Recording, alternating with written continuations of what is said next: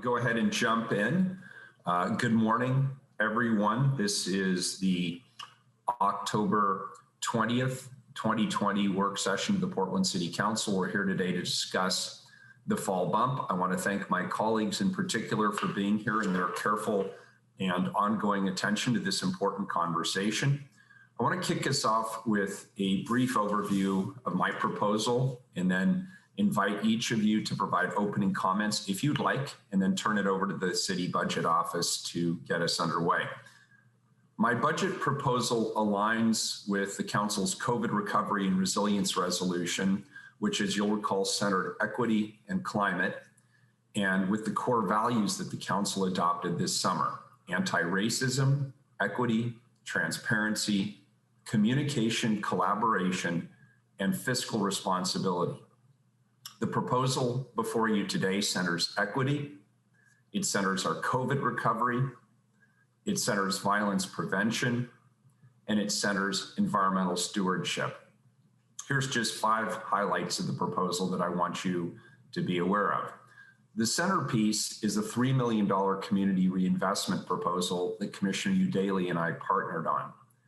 These funds, 2/3 of which come from Police Bureau cuts, will go to a community budgeting process centering and led by Black voices. We'll be working with Reimagine Oregon and other community partners to design this process. I'm also expanding the Tribal Relations Program and the Office of Equity and Human Rights with new positions to better serve both the community as well as city bureaus. We're expanding our COVID response with investments that support a healthy, clean, welcoming Central City, extend our contract with Solve to expand neighborhood cleanups and better serve East Portland, increasing rent assistance to keep Portlanders housed. It devotes funds to keep our COVID compliant outdoor camps operational and keep hygiene services available citywide. And it dedicates dollars to expanding safe shelter options through both the fall and the winter. Since last year, gun violence has been increasing in our community, and the pandemic has increased the strain on many Portlanders, while at the same time, public health guidelines make social services more expensive and difficult to provide. I'm expanding the Office of Violence Prevention to respond to this public health crisis. And there are key environmental investments in my proposal, investments that will help protect Portlanders from floods and flood damage, maintain progress on the cleanup of the Willamette River Superfund site, and ensure that we keep working on Commissioner Fish's Dark Skies Code to reduce light pollution and better protect animal and human health. I'm proud of this overall package, and I look forward to our discussion today. Before I turn it over to my colleagues, I want to say one other thing. We're facing major cuts in the next fiscal year citywide. This is not a conservative worst case scenario. This is the likeliest scenario. And I have a very strong preference that the full new council look at the question of major bureau cuts in a thoughtful, holistic way in the spring, once we know who's on the city council. I believe that's fair to the council, and I believe it's fair to the bureaus. With that, I will now turn this over to my colleagues. And if you'll give me one moment, I'll find who has their hand raised, if anyone. One sec, I'm just going through the pile. Commissioner Hardesty, I see you there. Commissioner Hardesty. Thank you, Mayor, and thank you very much for laying out what your vision is. I just want to say that the earth has tilted since this year started. We are in a radically different place than I think we've ever been in our lifetime. The community is demanding that we be bold and visionary in our actions. And I think we started that process in June. I want to appreciate some of the recommended investments that you stated, but I'm going to start where you stopped. Where you stopped was, we're going to be facing budget cuts next year. And I don't know how we can add new staff into positions that will ultimately be cut next year. And because we don't know who the players will be next year on this esteemed council, I think that we have to lead now and not wait to be led next year. I want to appreciate the work that I've done both with Commissioner Eudaily and Commissioner Ryan as I started thinking about this moment in time that we're in. As you all know, at least as the city council knows, I do have a proposal that will cut some additional resources out of the Portland Police Bureau's budget and will reinvest those dollars in a way that actually supports the community right now that is struggling.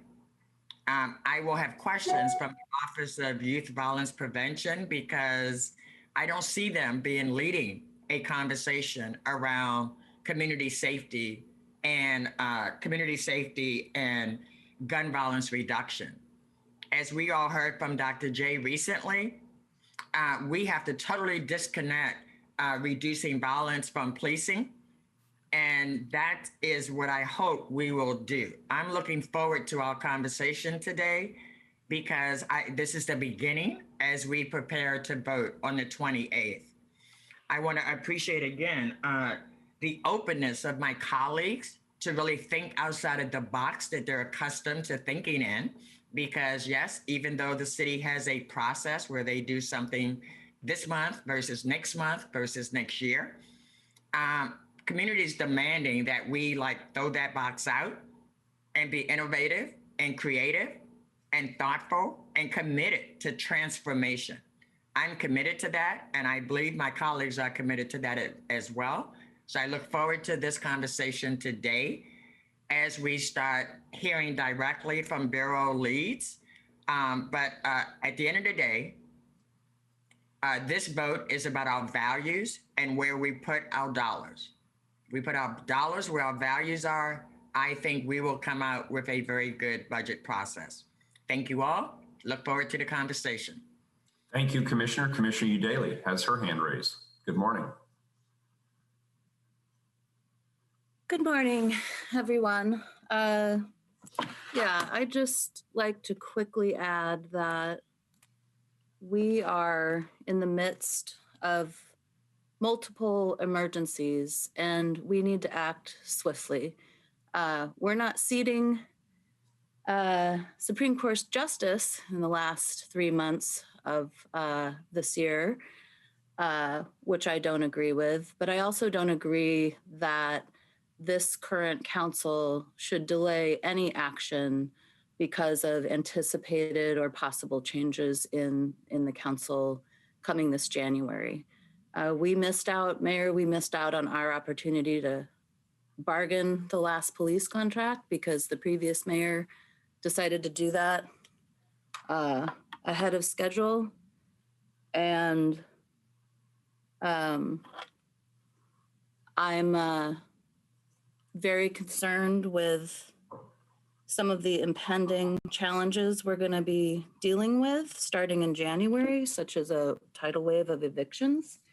And so I certainly don't want to leave all that up to whatever council we have in January. So I'm going to be pushing some additional changes, but I do generally support the direction you're going in. Thank you.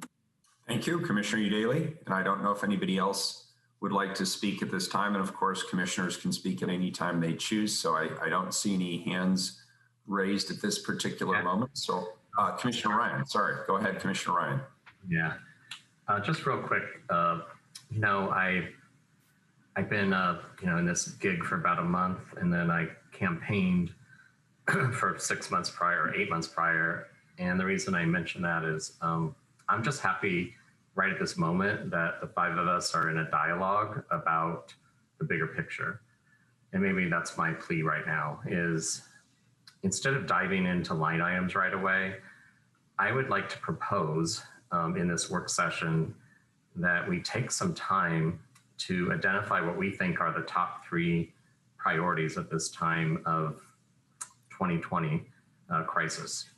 And so my point is, we have very few opportunities where in public we can connect with one another and get on the same page about what that is.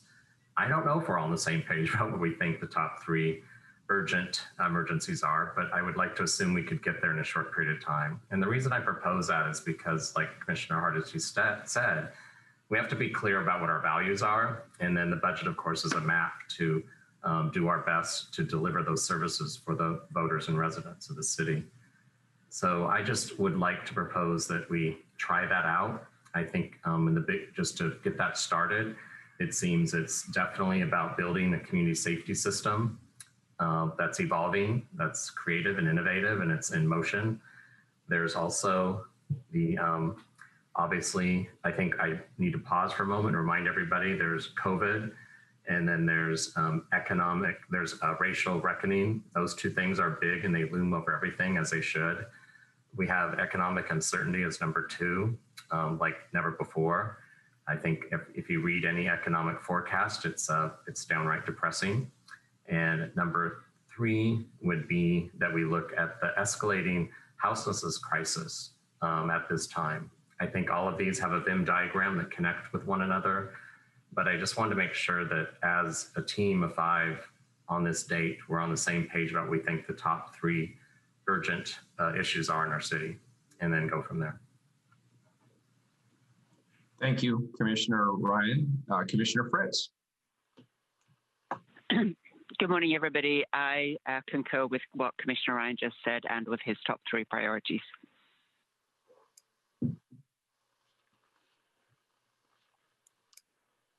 Very good. And I'll just jump in since Commissioner Ryan opened the door. And I agree that, during these budget processes, we tend to dig deep into the line items as Commissioner Ryan explained. And that is true that ultimately at the end of the day, the purpose of this fall true up is to complete the work on the fiscal year budget, given the latest budget projections, and make sure that we have our budget balanced as is legally required. But of course, the budget is really about values. It's about elevating community. It's about the services we prioritize. Commissioner Ryan, I would prioritize very similarly to the way that you did, with a couple of twists. Number 1, I would argue that the most significant longer-term crisis that will continue going beyond just this fiscal year, I would put homelessness in the first place. I believe that we need to find ways to, as quickly and humanely as possible, reduce the number of people who are currently camping on our sidewalks and on our streets and on our public right-of-ways, and find humane alternatives to that. I would put public safety and community safety in the second slot. And I know that's part of the national reckoning around racial justice and equity and the calls for police reform. And I know that's a bigger issue than just the remainder of this fiscal year. That's going to be a discussion in the months and the years ahead. And number 3, I'm going to put economic prosperity. I believe, and I've always believed, that if we can have healthy and supported households, and that people have access to economic prosperity, that helps eliminate some of the downstream problems that we are dealing with, including around public safety and policing. And then I'm going to sneak in 3.5, which is ultimately we have to set this budget up to be fiscally responsible and sustainable for the future. And a lot of the work that we're doing today would be much, much more difficult if we hadn't taken the steps we've taken over the last 4 years to be really responsible in terms of how we build reserves, how we think about paying down debt, how we continued, even under difficult budget circumstances, to fund capital maintenance and other structures. We refinanced significant amounts of our debt. We've done things that have made the job easier for us today. We need to continue that work to make sure that future budgets are as achievable and sustainable as this one. We will have taken about about $90 million in reductions this fiscal year on a budget that just months ago we thought was going to be a surplus budget. And as I indicated in my opening remarks, I expect next year to also be a very challenging year. So I want to make sure we're laying the foundation for those reductions next year and start thinking about it now in the context of this budget. So thank you, Commissioner Ryan, for that. And I think throughout this conversation, we should keep the narratives alive. And with that, I'll turn it over to Director Kennard. And Director Kennard, as I indicated, if you could also please introduce our resident budget advisors. We're so grateful for their service and their support, and we always appreciate the work that they do. Yes, thank you, Mayor, and thank you, Council. Good morning. Jessica Kennard, City Budget Director. I would actually like the budget advisors to introduce themselves, if you all don't mind. We have a fantastic panel of 5 community budget advisors that are appointed by the Council and are here to speak from their own perspectives, their own experiences, as well as on behalf of the communities that they work with. And I would just like to take a moment to have you all say your name, something about yourselves, so that the Council can get to know you a little bit. Let's go ahead and start with Frida, since you're the first person that I see right now. And then Frida, when you're finished, would you call upon another advisor, please?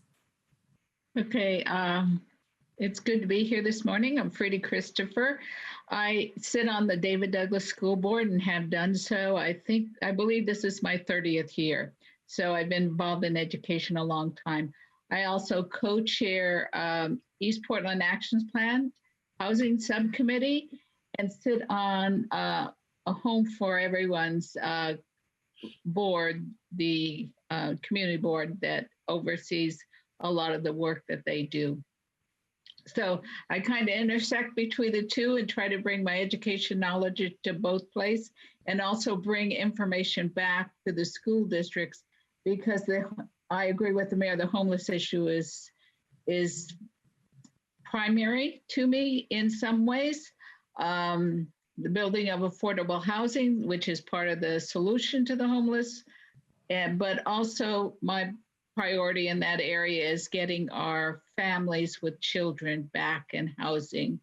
When we ended last year, we had close to almost 500 homeless children in the David Douglas district. So I focus on ways I can use the information in both areas to connect people and connect our families. And I'll call on Sho. Good morning, everyone. Sho Dozono, longtime Portland activist, ran for mayor a few years back, but very glad to be serving the capacity. My focus currently has been on immigrant refugee community that's been growing in our community. So my background has been a former school teacher, Grant High School, ran a business. I was on travel for 30 some years. I'm retired now, but still trying to be active in the community, doing what I can to contribute to our city. Thank you for allowing me to be part of this process.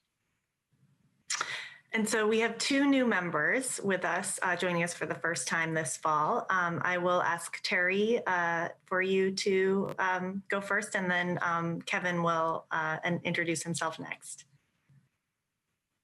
And I believe you're muted, Terry. There we go. I'm off.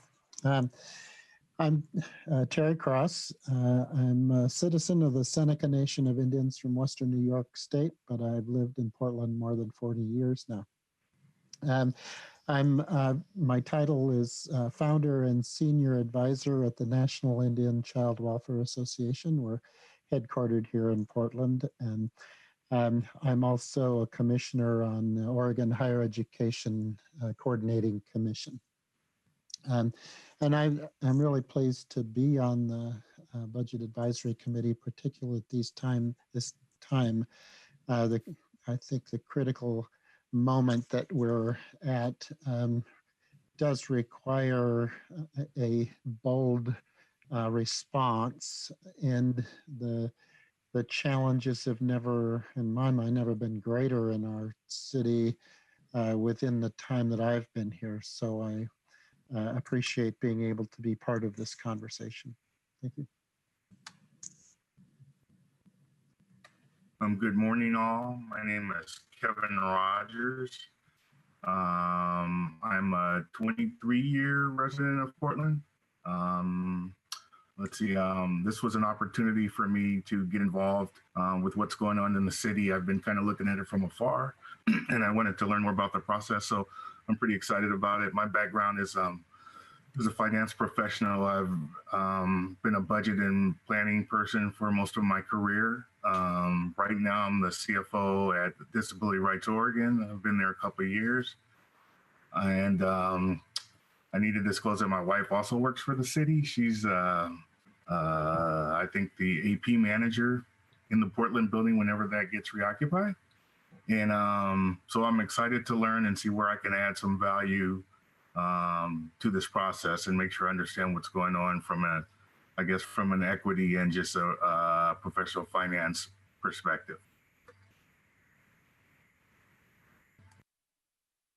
All right.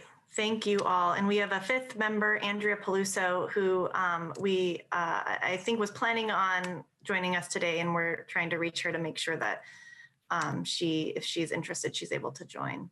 Director Kennard, and I'm sorry to jump in. I just want to make it clear to our budget advisors that you sit here alongside council. You are able to speak just as council members are. You are able to ask any questions you would like to ask. And just because we're on Zoom and it's a little difficult to manage, if you could use the hand raise function, if you'd like to ask a question or make a comment, that makes it easier for me to be able to call on people. Thank you. Great. Thank you, Mayor. So I did put together a presentation to sort of walk us through.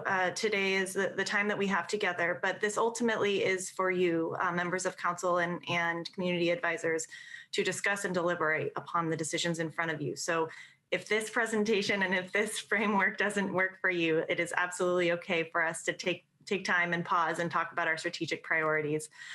What I have outlined for you today is sort of starting with some of those bigger citywide impacts. So talking about the fiscal monitoring that we've been doing, the areas where we're keeping a close eye on financial impacts across the city. Because we tend to focus so much on the general fund, I want to take a moment and zoom out and look across the city. Then we will be talking about the general fund resource availability, a little bit of the financial outlook, and an overview of the requests that are in front of you that are on the table for decision this fall. I have the majority of our time, you see an hour and a half there, for a discussion around the general fund decision points. As part of this, what we typically do is we do typically walk quickly through the line item decisions that are in front of you. And that's just by way of transparency to make sure all of the decision points that are in front of you are mentioned and available for discussion if there's any point that council wants to discuss further.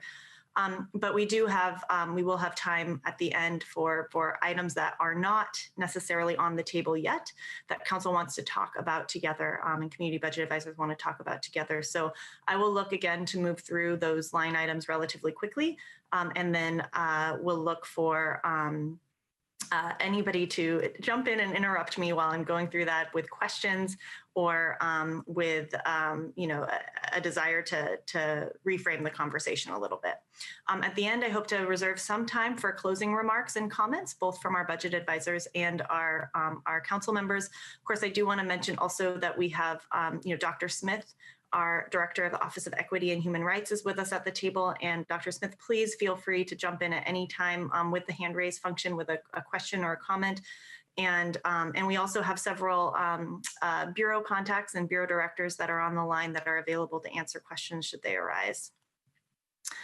So sort of as the mayor mentioned, CBO is going to, I will be facilitating the discussion insofar as moving us through the agenda items that are in front of us. But the discussion itself will be facilitated by the mayor. And please use the raise hand function. Likely when I'm talking and going through materials, I won't see who has their hand raised or if somebody has a comment. So please, Mayor, feel free to interrupt me at any time if somebody has a question and I'm not noticing that. And then again, at the end, in addition to having discussion throughout the presentation, we do hope to reserve some time at the end for sort of final closing remarks.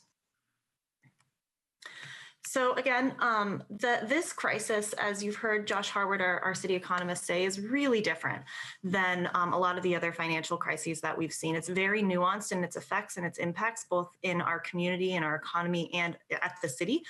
The financial impacts of this crisis vary in timing and scope by fund and bureau across all of our bureaus. So we asked bureaus to report on their key risks and mitigation strategies in the bump, and we summarize notable issues in both our executive summary and in our bureau reviews for folks that would like to take a closer look at any of these items. But just for today's conversation, I wanted to highlight for you the areas where we are expecting sort of immediate or significant bureau or fund revenue impacts and what the action is that's being taken in the bump to address those impacts. So the Bureau of Development Services, they are anticipating significant revenue declines in the near term and over the next few years. And they're looking to smooth the operational impacts of these declines by drawing upon $26 million from their reserves, as well as eliminating 53 vacant positions. And that is action that they are taking in the bump right now. Similarly, the Bureau of Transportation is expecting significant losses in the current year, as well as in the next 5 years. And the action that they're taking is to reduce their personnel costs by a little over $16 million, as well as some other costs, anticipating that they're going to hold about 155 positions vacant and capture those savings.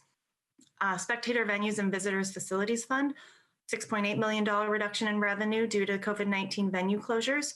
They are drawing $4.2 million on their contingency to meet their ongoing obligations and prior commitments. There's also some requests in the bump related to spectator venues, specifically the Portland 5 venues, and we'll talk a little bit about that later. Portland Parks and Recreation is experiencing an $11 million loss of revenue from fees and permits in the current fiscal year, and they have reduced their costs across community centers and recreational programming. And then finally, the Portland Water Bureau is also anticipating a notable decline in current year revenue from reduced water usage, delinquency forgiveness, and financial assistance. And they're closely monitoring this. They're identifying potential expenditure side reductions and will potentially draw on their reserves in the spring. So then there are a series of changes and issues that we're kind of keeping our eyes on, both in the bureaus and centrally in the budget office, that aren't necessarily as significant or as immediate, but things that we're watching and we're expecting some impacts around. And so these include short-term fee revenues fee revenue impacts in both civic life and housing in relation to Civic Life's noise program, as well as the construction excise tax and housing. We do anticipate some medium-term fee revenue declines in fire, housing, BPS, and BES for various revenue sources. And then there's potential over-expenditure issues that we're anticipating in the police bureau and the fire bureaus, predominantly as it relates to large payouts for sworn member retirements, and overtime expenses related to the demonstrations. For each of these items, there's no action that's being taken right now in the bump. It is more that these are sort of the things that we're keeping an eye on and we're watching, and potentially we will be coming back and these bureaus will be requesting action be taken in the spring to address each of these issues.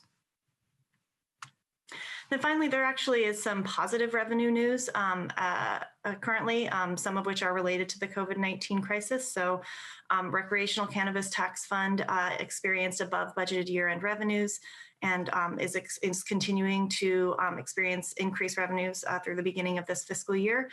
The result is that we now have $1.9 million of ongoing resources available in our contingency account. Most of those came from a de-appropriation from the PPB that occurred last adopted budget. But we also do have now $1 million in one-time available cannabis tax revenues that is a result of their ending balance and their increased revenues. The Portland Clean Energy Fund, this isn't related to COVID per se, but I did want to highlight that they have an increased beginning fund balance as a result of increased revenues. This is a new fund, and it has a significant amount of resource currently sitting in contingency and in an appropriated ending balance, as you can see there. And then finally, the Golf Fund happily collected greater than budgeted revenues, and in the fall bump is depositing about $446,000 into their own fund contingency. So turning now to the general fund and the recreational cannabis tax fund, which are the items that where the decision points primarily lie for you all this fall. It also is a bit of positive news that, we exceeded our general fund savings targets for last fiscal year. So we froze our materials and services spending. We told everybody to save their pennies and dimes, and it added up. And we had a target for what we were hoping we were going to save, and we exceeded that by about 8.3 million. The result is that half of that excess balance is deposited into our capital set-aside account, which is per city financial policy. And then half of it goes to our unrestricted contingency and is available for reappropriation. As a result of that deposit, as well as a few other true-ups, we now have about $7.6 million in our unrestricted one-time general fund contingency. We also have available 1.46 million in ongoing general fund contingency, which is a result of the Portland Police Bureau deappropriations that were taken in the adopted phase of the budget, and those resources were not explicitly reappropriated or reallocated at that time to any other purpose, and so they fell to general fund contingency. And then finally, as I just mentioned, recreational cannabis tax fund resources are available in their contingency of about 1.9 million and ongoing $1 million in one time. So while we do have some positive news, as the mayor and others alluded to in their opening remarks, the general fund outlook is not rosy. We still have uncertainty around our revenues, but our revenues have declined significantly. And our expenditures are still increasing. So we have, as part of this fall bump and as part of the mayor's proposed supplemental bump, we are anticipating CAL target adjustments. So these are preemptive adjustments to Bureau's base budgets to reflect the fact that we know certain expenditures are increasing. So we anticipate CAL target adjustments of about $9 to $10 million in ongoing general fund commitments, predominantly for known labor costs for current year deferred COLA and step increases. This is a little over $8 million. There's also costs that we're going to be experiencing as it results to the new Paid Family Medical Leave Act. And there are a handful of additional true-ups that we need to make related to tax collection and revenue tax system, and then also our facilities blended rate model. And then finally, ongoing resources associated with the Columbia River Levy Agreement with several different governmental jurisdictions. Additionally, we anticipate inflationary adjustments contributing to our expense side challenges. And then we anticipate also there will be requests for the continuation of certain one-time programs that have been funded by one-time resources, as well as a need to meet enhanced community needs. So given all of this, even though our revenue outlook is still fairly uncertain, we think it's unlikely that our revenues are going to match our expenditures, and very likely that we will need cuts to take cuts to balance our budget this spring. So moving on to what is in the mayor's proposed as it relates to these different revenue sources and the different expenditure asks. What is in the proposed budget as it currently stands is that the mayor is taking about $7.7 million in general fund one-time reductions and depositing that resource into a general fund stability reserve. This is a new reserve that we would be creating this year, basically just setting aside money for the known cost increases that we're going to experience next spring as we get ready for the 21-22 budget. So essentially accepting those one-time reductions and holding that money to help us cover our costs for next fiscal year. The mayor's looking at the ongoing general fund and ongoing recreational cannabis tax resources and proposing that about 0.8 million of it go to new ongoing requests, and we can talk about each of those in a moment. Depositing about 0.6 million or 600,000 to a stability reserve, and 0.3 million is going to be returned to a one-time contingency. We can talk about that, but essentially the thinking is that the new ongoing requests are only needed for, in this current year, needed for half of the year. So half of the money can be taken back to contingency on a one-time basis. And then the amount that's available, that 7.6 million that's available in one-time general fund unrestricted contingency, is being utilized predominantly for a handful of urgent one-time requests. There's about 0.7 million left in one-time contingency. This is a function of both that return that I just mentioned.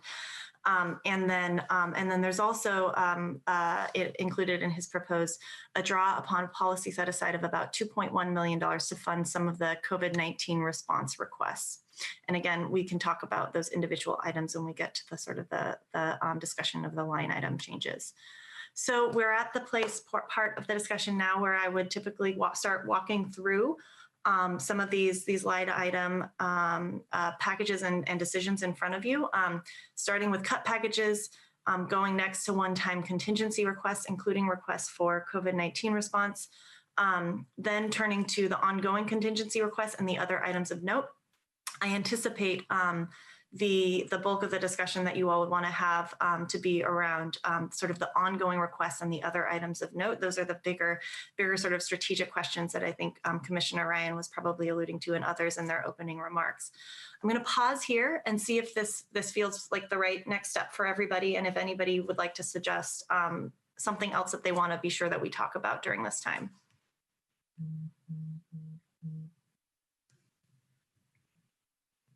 I'm not seeing any hands raised. Okay, great.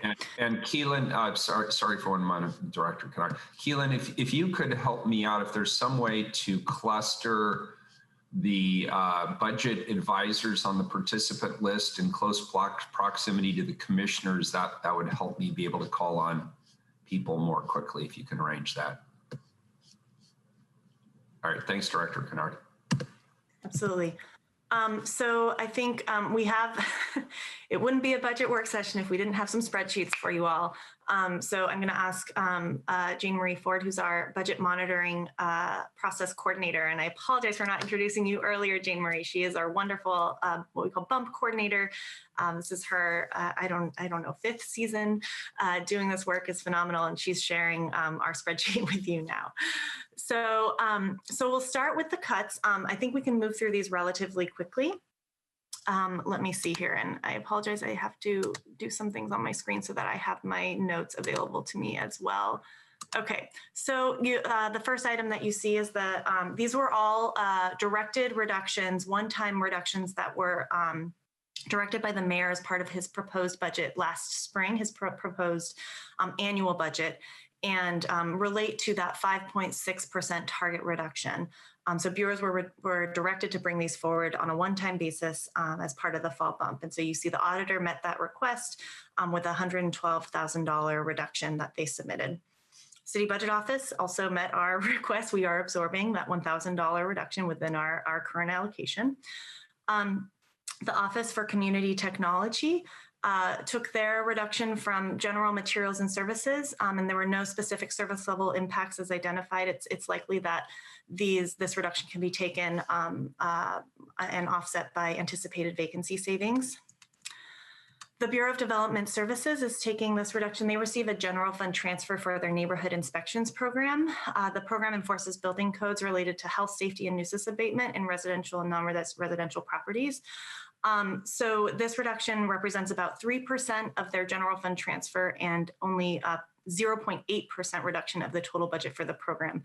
So while the program I know has been an important program that council has discussed in the past, the Bureau did not express significant concerns with this level of reduction and actually noted that there's a lower demand for the services right now, given the lower housing turnover in the past few months. The Bureau of Emergency Communications, or BOEC, submitted as requested a $363,000 reduction. It's one time that is achieved through anticipated vacancy savings. The Bureau will need to monitor its overtime spending as vacancy savings also fund Bureau overtime for shift coverage, but at this point it looks like that is reasonable, a reasonable reduction for them to take. The Bureau of Emergency Management is also putting forward their reduction as a result of anticipated vacancy savings. So I should say, with each of these, when CBO reviewed them, we found very little to no service level impacts as a result of most of the reductions that were put forward, with the exception of the 3 largest bureaus that had to submit sort of large dollar value reductions. And so there were some issues, some service level trade-offs that were associated both with the Fire and Rescue Bureau, Parks, and Police Bureau. So you see here, the Fire Bureau, they had a reduction target of just under $3 million. It primarily impacts the Bureau's apparatus replacement budget. So about $2.2 million is taken from their apparatus replacement budget. However, the Bureau has sufficient resources in its reserve to continue its current replacement schedule over the next 10 years. And delaying apparatus does not generally increase the cost of future replacement. And so this, the reduction that in column D, you see this is the column C is what was put forward. Column D is what is currently included in the mayor's proposed. So you'll see that the mayor's proposed does include about 2.46 million of the cut. It does include the cut to the apparatus replacement budget. It also includes cuts to firefighter tools, fitness equipment, and a planned transfer to the $75,000 transfer to the self-contained breathing apparatus reserve. But it does not include the cut that was put forward for building system replacement or turnout replacement. So there were reductions put forward that would have funded their turnout replacement schedule and their building system items, which it would exacerbate, if those cuts were taken, would exacerbate known funding gaps and impact the health and safety and wellness of our firefighters. The next two items are also cuts that were submitted by the Fire Bureau. And the first includes a reduction of out of town travel budget, and there's no service level impacts that are notable there. And then the next item is a true up for planned spending related to the interagency agreements. So also not expected to impact service levels. The Housing Bureau is submitting their reductions. The first is from actually a contingency or a set aside account that was placed. They had about $550,000 that was placed into a contingency account in their bureau to help offset potential declines in rental registration funding, and that money isn't needed for that purpose. And so they have submitted a $39,000 cut out of that allocation of resources.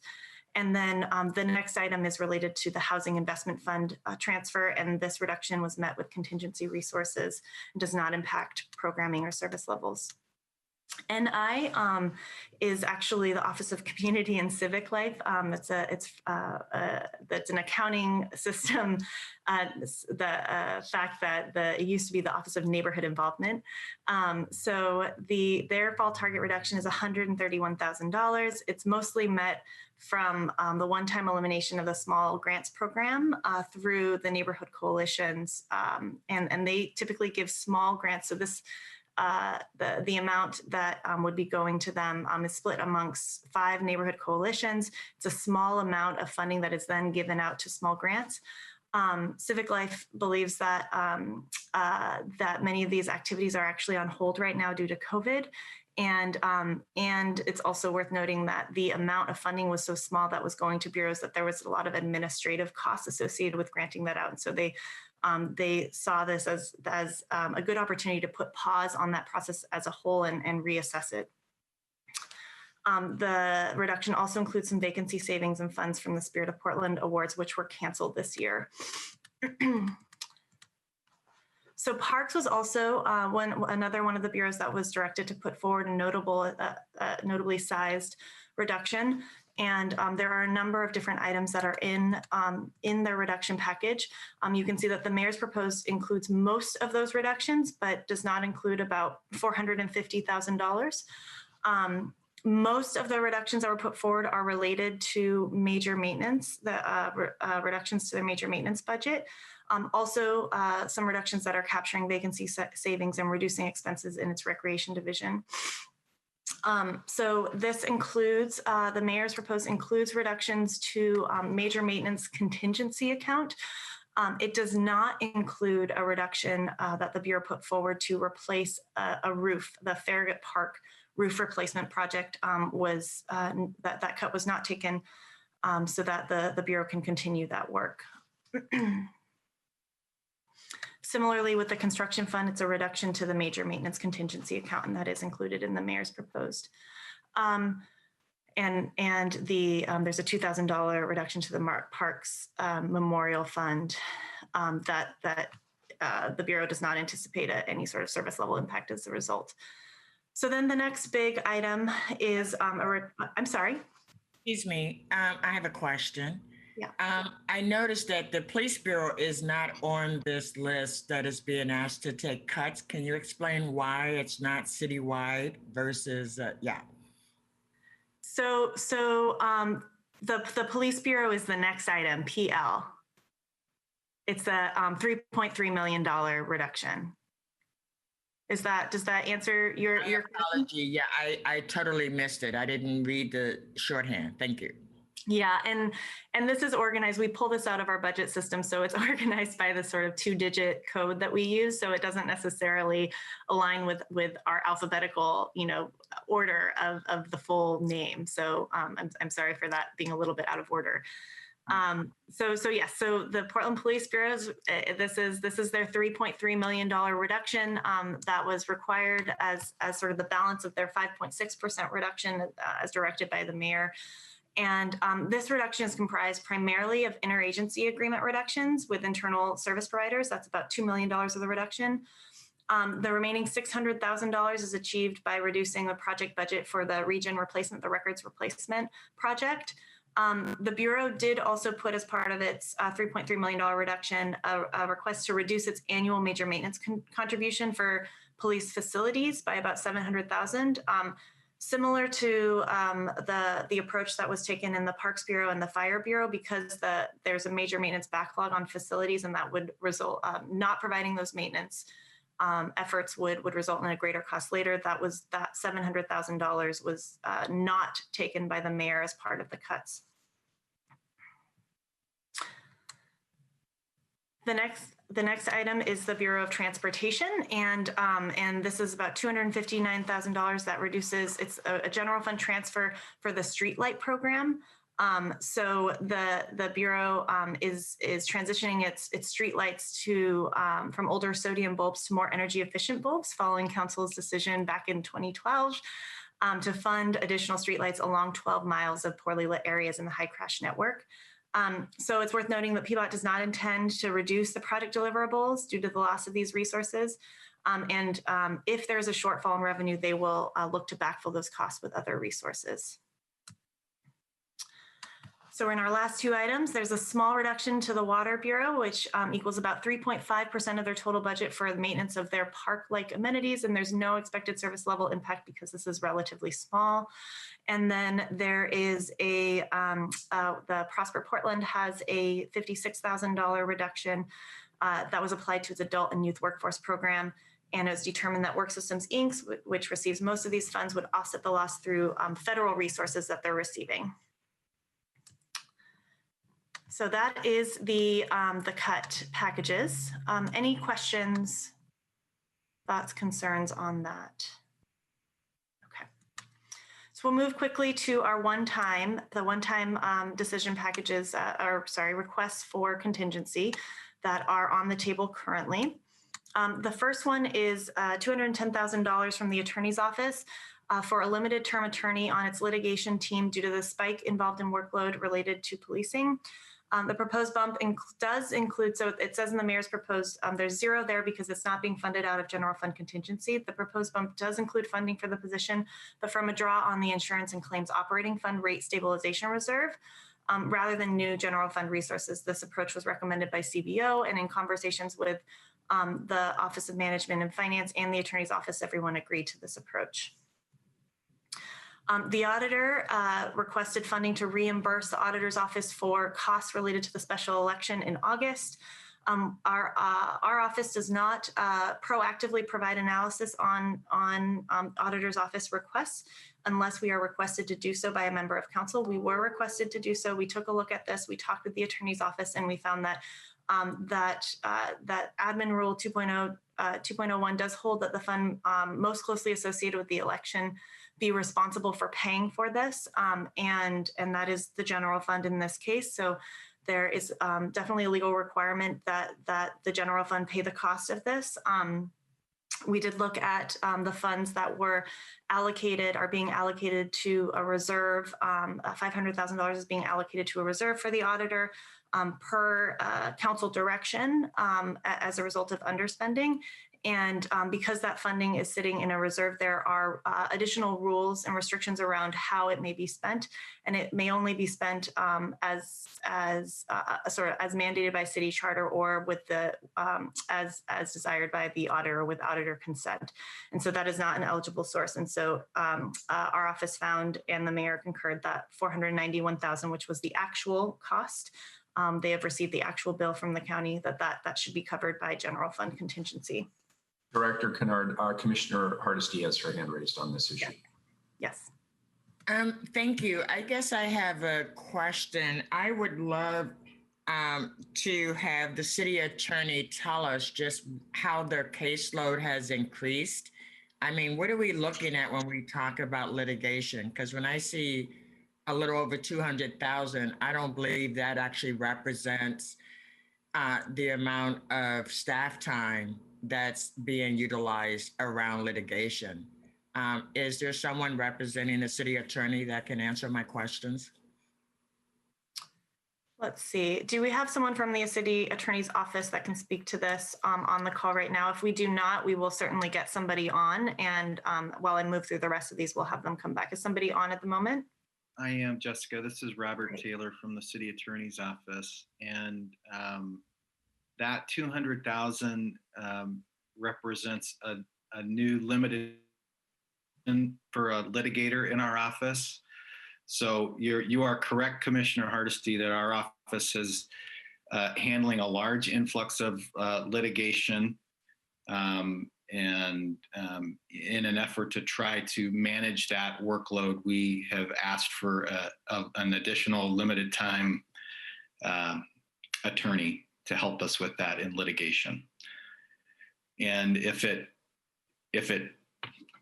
turns out we need more help given the increasing load, we will come back and ask for that or ask to extend that position. Thank you for that, Robert. I think that helps me understand. I don't want to add to your workload, but for me, it would be good for me to know before I vote on this budget, just how much the office has changed based on the last 6 months of protests, and kind of because the city gets sued a lot.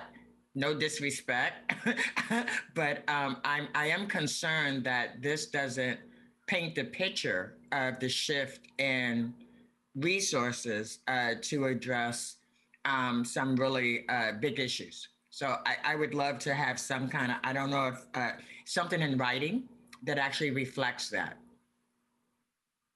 We can get that for you. Thank you very much. And thank you, Jessica. Nope, our pleasure. So I think we were on the Office for Community Technology. It's a $15,000 request to fund additional contracted costs for community engagement related to the development of the second phase of the Digital Equity Action Plan. CBO recommended and the mayor concurred that the Bureau could absorb this cost within expected vacancy savings. So the assumption is that the work will continue, but that the Bureau will be able to absorb the cost. The next item is a $1.2 million request. This is a request to replenish the general fund resources to the citywide obligations reserve fund for our known obligations for Portland Harbor cleanup, and as well as the Columbia River Levy IGA that we have with several other jurisdictions. We had built up those reserves over the last few years. And then during the spring, when we had to quickly pivot to a significant decline, we drew upon those reserves, all of the resources that were not immediately needed. So this request essentially replenishes those reserves for known expenses that are occurring within the next year or two. The recommended amount there is less because in the weeks in between when we submitted the request and when the mayor was putting together his proposed budget, we became aware of the fact that the Columbia River Levy IGA is likely a multi-year commitment of about $315,000. So that is included as a Cal target adjustment, as an ongoing adjustment. And this $980,000 represents the remaining 2-year general fund commitment for Portland Harbor's trust payments. The next two items are related to the trash and hygiene program, the Homeless and Urban Camping Impact Reduction Program, otherwise known as HUCR. So the first is a request. Actually, the total request is $800,000. The Bureau is reallocating $150,000 internally to support this work, and then requesting $650,000 to increase their trash cleanup services within the I-405 loop downtown Portland. City Budget Office did recommend this allocation as a way to address health and safety concerns for both those experiencing homelessness and those visiting and working downtown due to the prevalence of biohazards. This group picks up an inordinate amount of biohazard material, and so the proposal is to really step up and ramp up the activities within the downtown corridor. And that is included in the mayor's proposed budget. And then the next one is it was a new package that was actually added during the mayor's proposed phase and funds the continuation of the SOLVE contract to assist with environmental stewardship and trash cleanup across the city. They leverage volunteers, a network of volunteers to help provide trash cleanups across the city.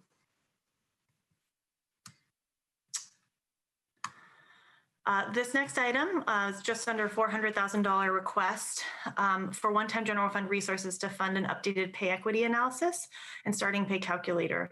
It includes 2 limited term positions to support the city's compliance work with Oregon's pay equity law. That law states that employers must conduct a pay equity analysis every 3 years. And believe it or not, that 3-year mark is coming up. It feels like we just did this, but the 3-year mark is coming up at the end of the next calendar year. The City Budget Office did recommend this request. There are significant cost implications and employee implications associated with this requirement, and we want to be sure that we do it right. It is worth noting, though, that ongoing funding for those 2 positions will be requested by BHR in the Bureau's, it is anticipated to be requested next spring as part of the 21-22 budget discussion. So this next item is funds related to the COOP program, Community Opportunities and Enhancement program that I think you all have heard about and are familiar with. It's specifically, there's a methodological change. We've been working on this program for a number of years, trying to figure out a way to make it work with the different types of revenue streams and funding streams for capital projects that we have in the city. And where we've landed is that the Bureau of Revenue and Financial Services has recognized that there are some bureaus that can pay for their 1% of construction costs out of their budgets and out of the money that's set aside for those capital costs. But certain types of our bond counsel and our debt manager has recognized that certain types of resources that fund capital projects. So namely our tax exempt bond financing we're not eligible to take 1% of those funds and use it for this type of program. And so the request is essentially for the general fund to pick up those costs, the 1% contribution costs, for both the Bureau of Transportation and the Portland Parks and Recreation Bureau. So what's in here? This says 0 because we actually broke out the contribution to those bureaus specifically. So you'll see the contribution that it is included in the mayor's proposed budget. We have the funding will come in a lower line, specifically the allocation that will be going to the Parks Bureau and the allocation that will be going to the Bureau of Transportation to support this cost in the current year. It's worth noting that, so the City Budget Office recommended that we provide this resource to those bureaus right now, given that this cost at this particular moment was relatively unforeseen and they're both experiencing current year budget challenges. What's not included is a Cal target adjustment, which would provide resource for both of these bureaus to continue funding this next year and onward. It is assumed that they will build those ongoing costs into their budgets starting next year and into the future. Director Kennard, Commissioner Hardesty has her hand raised. Thank you, Mayor. Jessica, I think for new people, both to the Budget Committee and to the board, what you just said made absolutely no sense at all. But because I've been here for a while and I know that the City Council is going to take this up in detail a week from Wednesday, I just want to assure people that don't know what you just said that there will be a fuller conversation before we have to vote on this package. Yep. Thank you, Commissioner. I appreciate that. Yes, I definitely get into that budget speak, so please stop me and translate when necessary. Yes, that's worth knowing. So this item will be coming, the administrative rules are coming to council in about a week. So there will be definitely much more full discussion around the program and its implications. This is the funding side of the equation. So basically the decision for council is whether or not you want to allocate on a permanent, like now and on a permanent basis, additional general fund to support the Bureau of Transportation and the Parks Bureau's contributions to this program, or whether you want to ask those bureaus to find resources within their existing budget to support that program, assuming that you also are in agreement with the overview of the program as a whole. Yes. All right. So thank you for your patience. We are almost through the one-time requests. So the Parks Bureau had to, as you'll recall, lay off over 750 casual employees in the spring because of the COVID-19 crisis as it pertained to sort of their seasonal work. And this $555,000 is the invoice from the state related to unemployment claims as a result. And that invoice came in after the close of the fiscal year. It came in August. And so they're requesting those resources because their general fund resources from last year fell to balance. Typically in this type of situation, when there's a cost overrun or a request for personnel related cost, CBO recommends that council wait just because it's early in the fiscal year and we don't know about a bureau's ability to absorb that cost throughout the fiscal year. And so that's what typically is the case. The mayor has decided to appropriate the funds into the bureau's budget, but keep them in the bureau's contingency. So it provides that security and the stability that the money is there if they need it, but it will require that the bureau come back to council to allocate those funds. So the next item is the other side of that coin with the co-op program. So I mentioned that there's an allocation that's going directly to parks and an allocation that's going directly to the Bureau of Transportation. The FEMA floodplain regulations update is a request from the Bureau of Planning and Sustainability for $260,000 to complete the citywide floodplain project. It's part of a multi-year effort to ensure that the National Flood Insurance Program complies with the Endangered Species Act per FEMA regulations. Council did direct the Bureau to request these resources in the fall bump. They requested them last spring, but due to the COVID-19 crisis, the Council instead directed them to come back in the fall and ask for the resources. And that is included in the mayor's proposed. The next item is funding for grants management software to manage outgoing grants. An RFP was issued and a vendor was selected last fiscal year, but the contract was not fully executed before fiscal year end, so the resources fell to the general fund balance. This amount represents about half the implementation cost. The other half is being covered by the Bureau of Planning and Sustainability to track the Clean Energy Fund grants. So special appropriations plans to initially use the system to track the grants from the CARES funds as well, which is worth noting, and then eventually expand the system to include all outgoing grants citywide. So this will be a system that will help us sort of monitor and track our citywide grants. The next item is a request for Interstate Firehouse Cultural Center feasibility study. It's a significant cultural and historical site, especially for Black communities in Portland.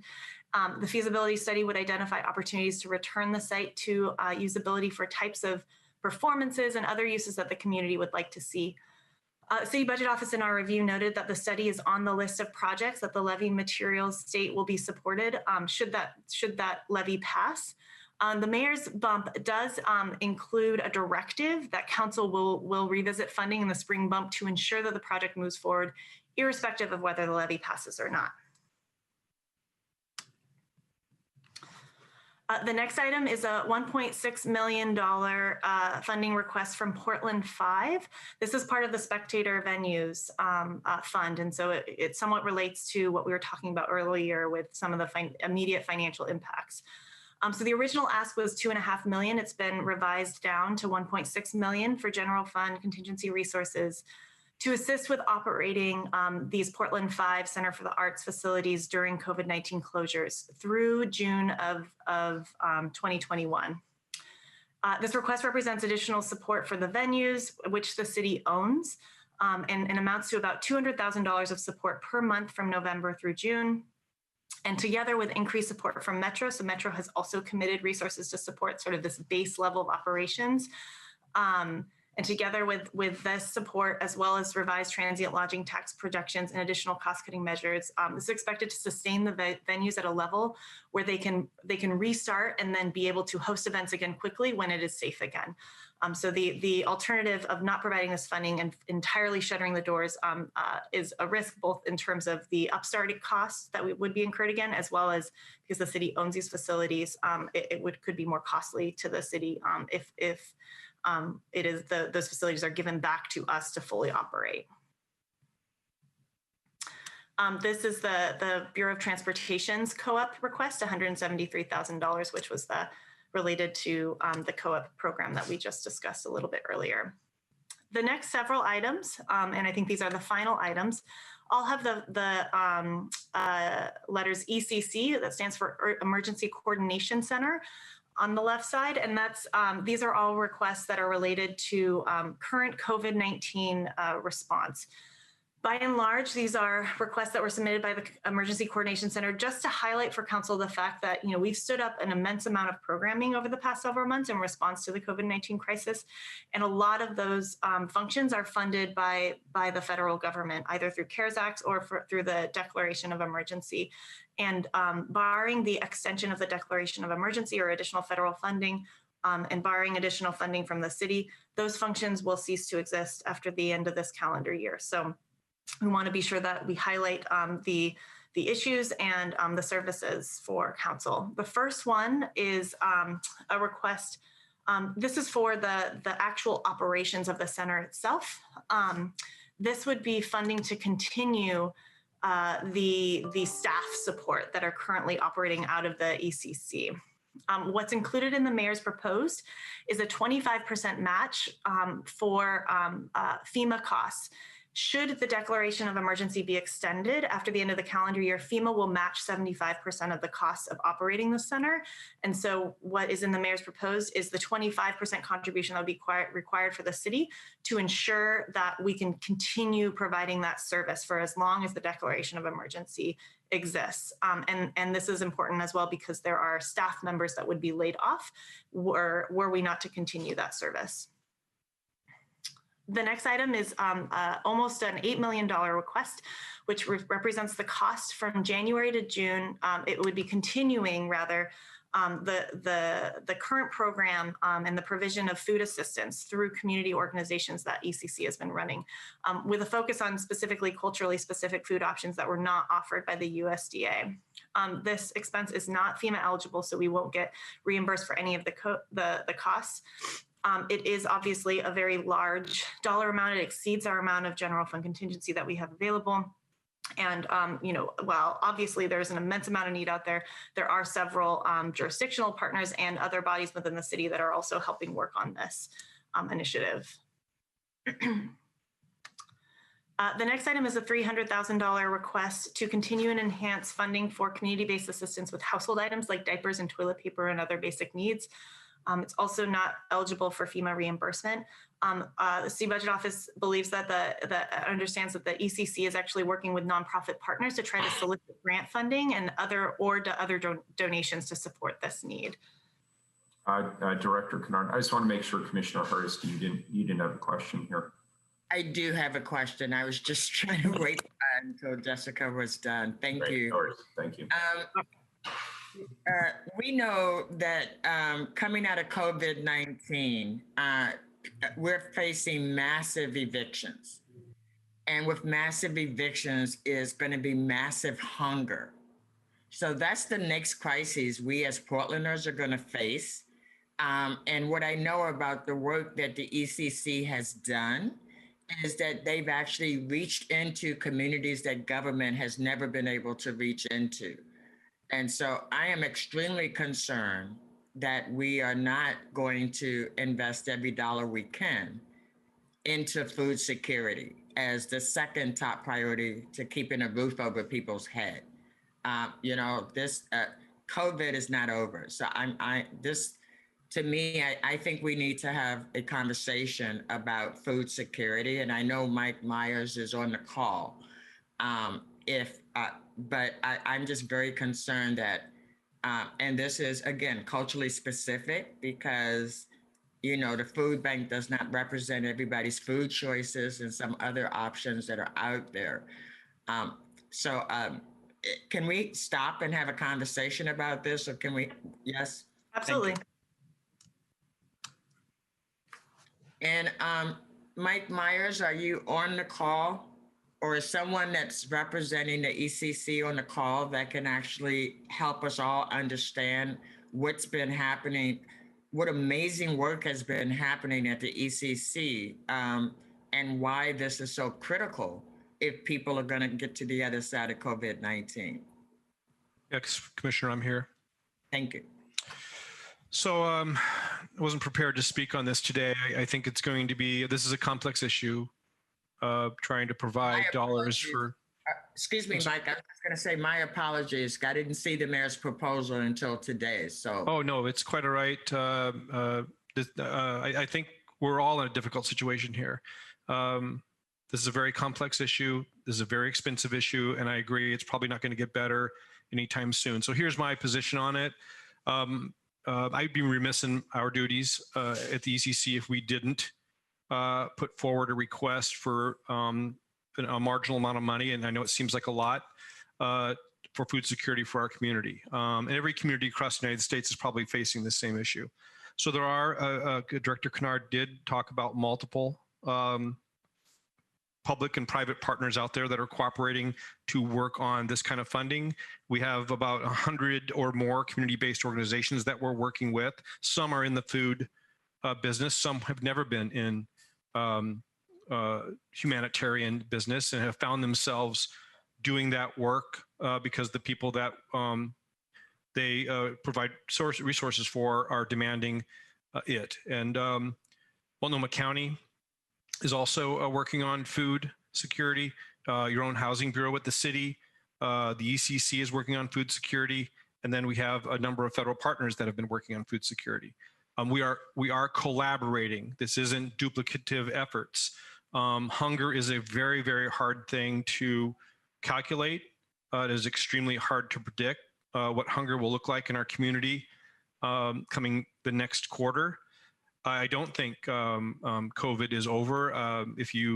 We do a lot of forward planning work trying to project out what the next half of the year is going to look like so we can prepare. We just finished, I believe, the first wave through the U.S. And this is my opinion. There's no, direct science on this, so I'll be careful. Europe appears to be going through their second wave. Big cities like London and Paris may experience another lockdown. It drives the economies. So I'm anticipating a pessimistic look through the first quarter, second quarter of next year and through this winter on just what COVID may do. So I think we're in agreement that COVID will have an impact going forward, which could cause even more dire economic situation. You described the issues that we're having with keeping people housed and not getting evicted. Renters are in the same position. So I do believe we are facing a very dire stretch. We, for the first time, and I think that a lot of credit goes to all of the partners that have provided food security this year. This is not something we have done before.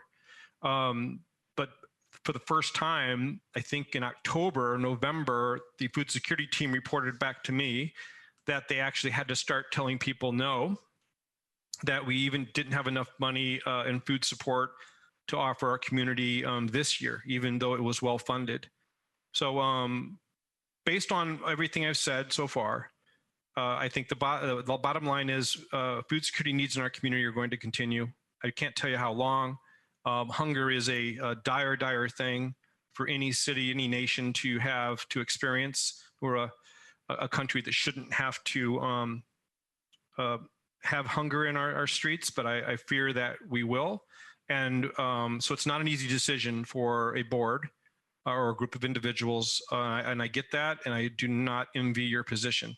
I'm telling you, as your director of Portland Bureau of Emergency Management, we need to feed people. And it is one of my #1 priorities, both personally and as a city employee. I also understand that the city needs to balance its budget, and these are tough decisions. So I'll leave it at that. Thank you very much, Mike. I appreciate that. Thank you, Jessica. I don't need to say anything else. Thank you.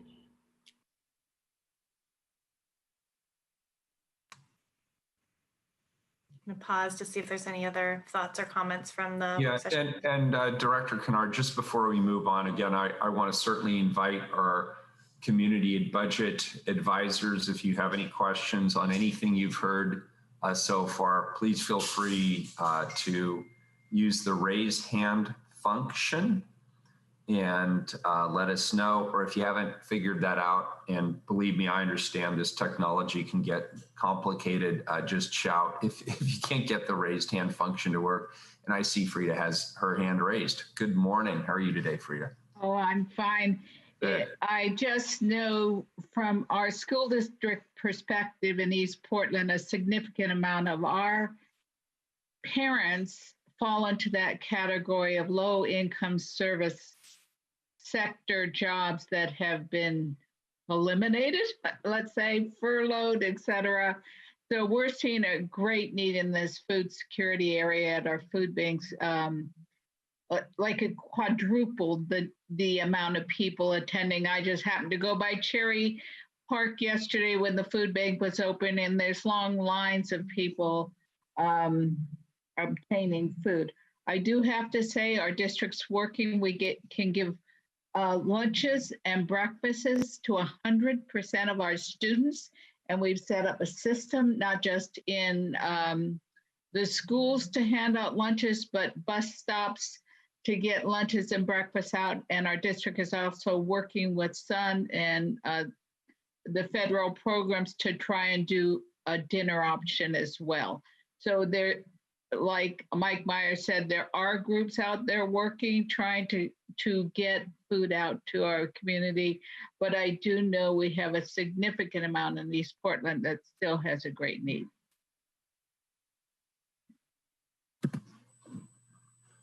Thank you. And Frida, thank you for that. And also I'll remind people to lower your hands once your question has been posed. We're obviously working hard with our federal delegation to lobby for federal dollars. We obviously had federal dollars that came in through the CARES Act. We're all very hopeful that there will be additional federal dollars that will be available, and we all see this as a need. So thanks for raising that.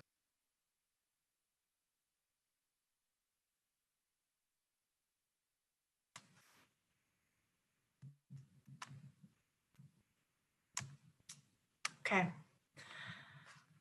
All right, I will move on to the last two packages that came out of the ECC are related to hygiene response and houseless response.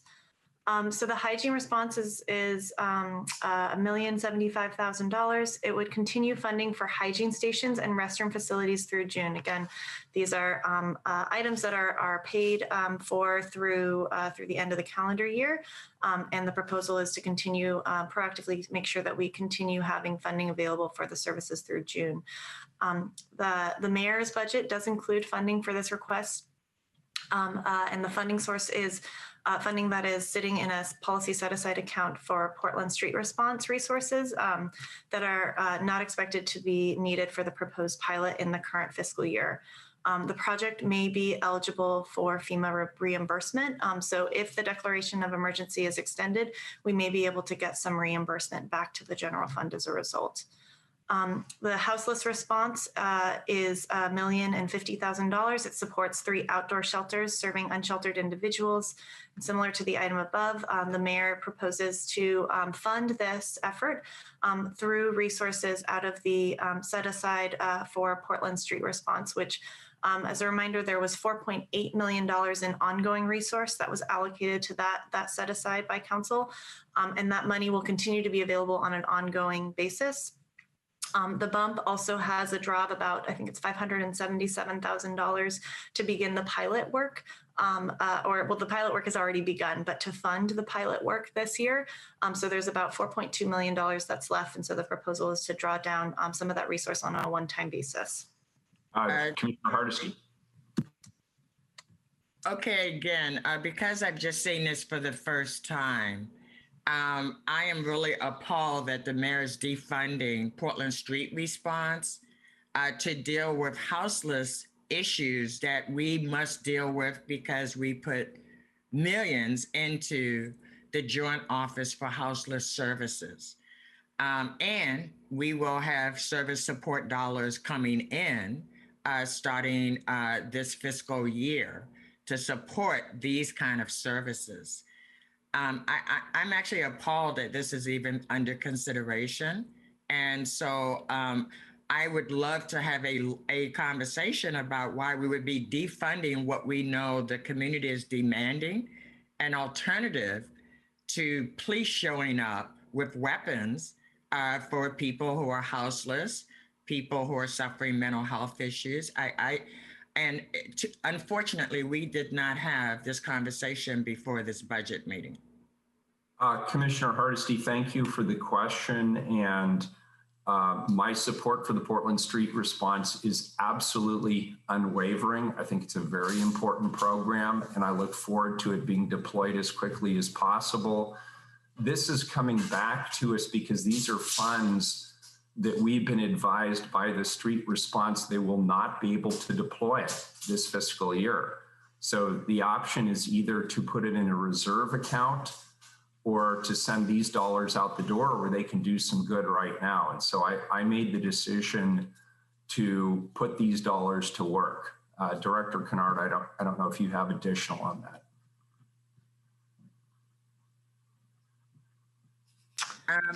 Our goal was to expand the Portland Street Response, and that was based on the council's decision to reduce the police bureau's ongoing budget to put it into Portland Street Response.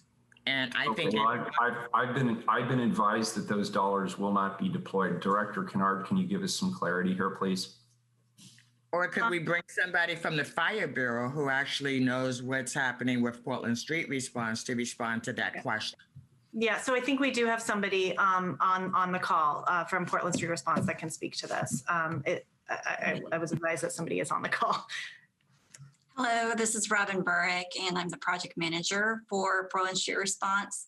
At this point, we're in the process of hiring 3 new personnel, so the team will be made of 3 plus the program manager.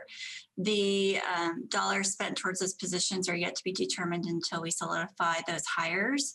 Additionally, we have 2 custom vehicles and vans that we're receiving quotes for.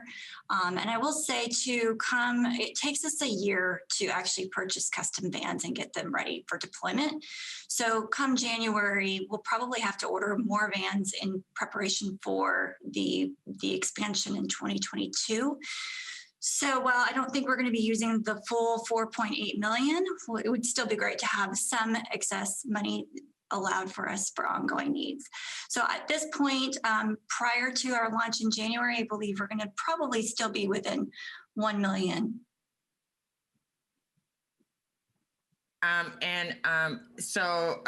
Would you say what positions you're currently hiring for?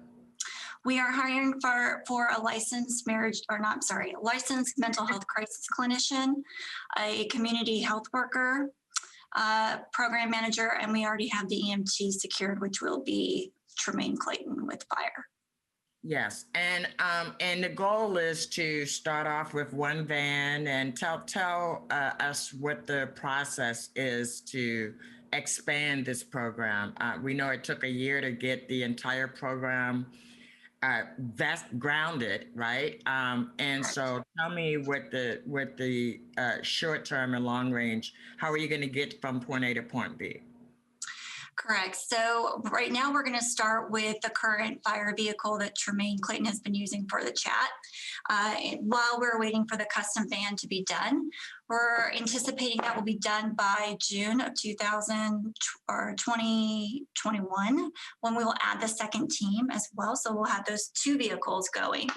And then in addition to that, we'll be working with BOIC because they also need to work on their infrastructure, building that out so that we can add additional teams. And that takes them about 18 to 24 months to prepare for, to onboard their new personnel. Let's see, what else? So we do not know at this point how many teams we're going to need. I mean, that's really the purpose of the pilot at this point. Everything is very much so up in the air.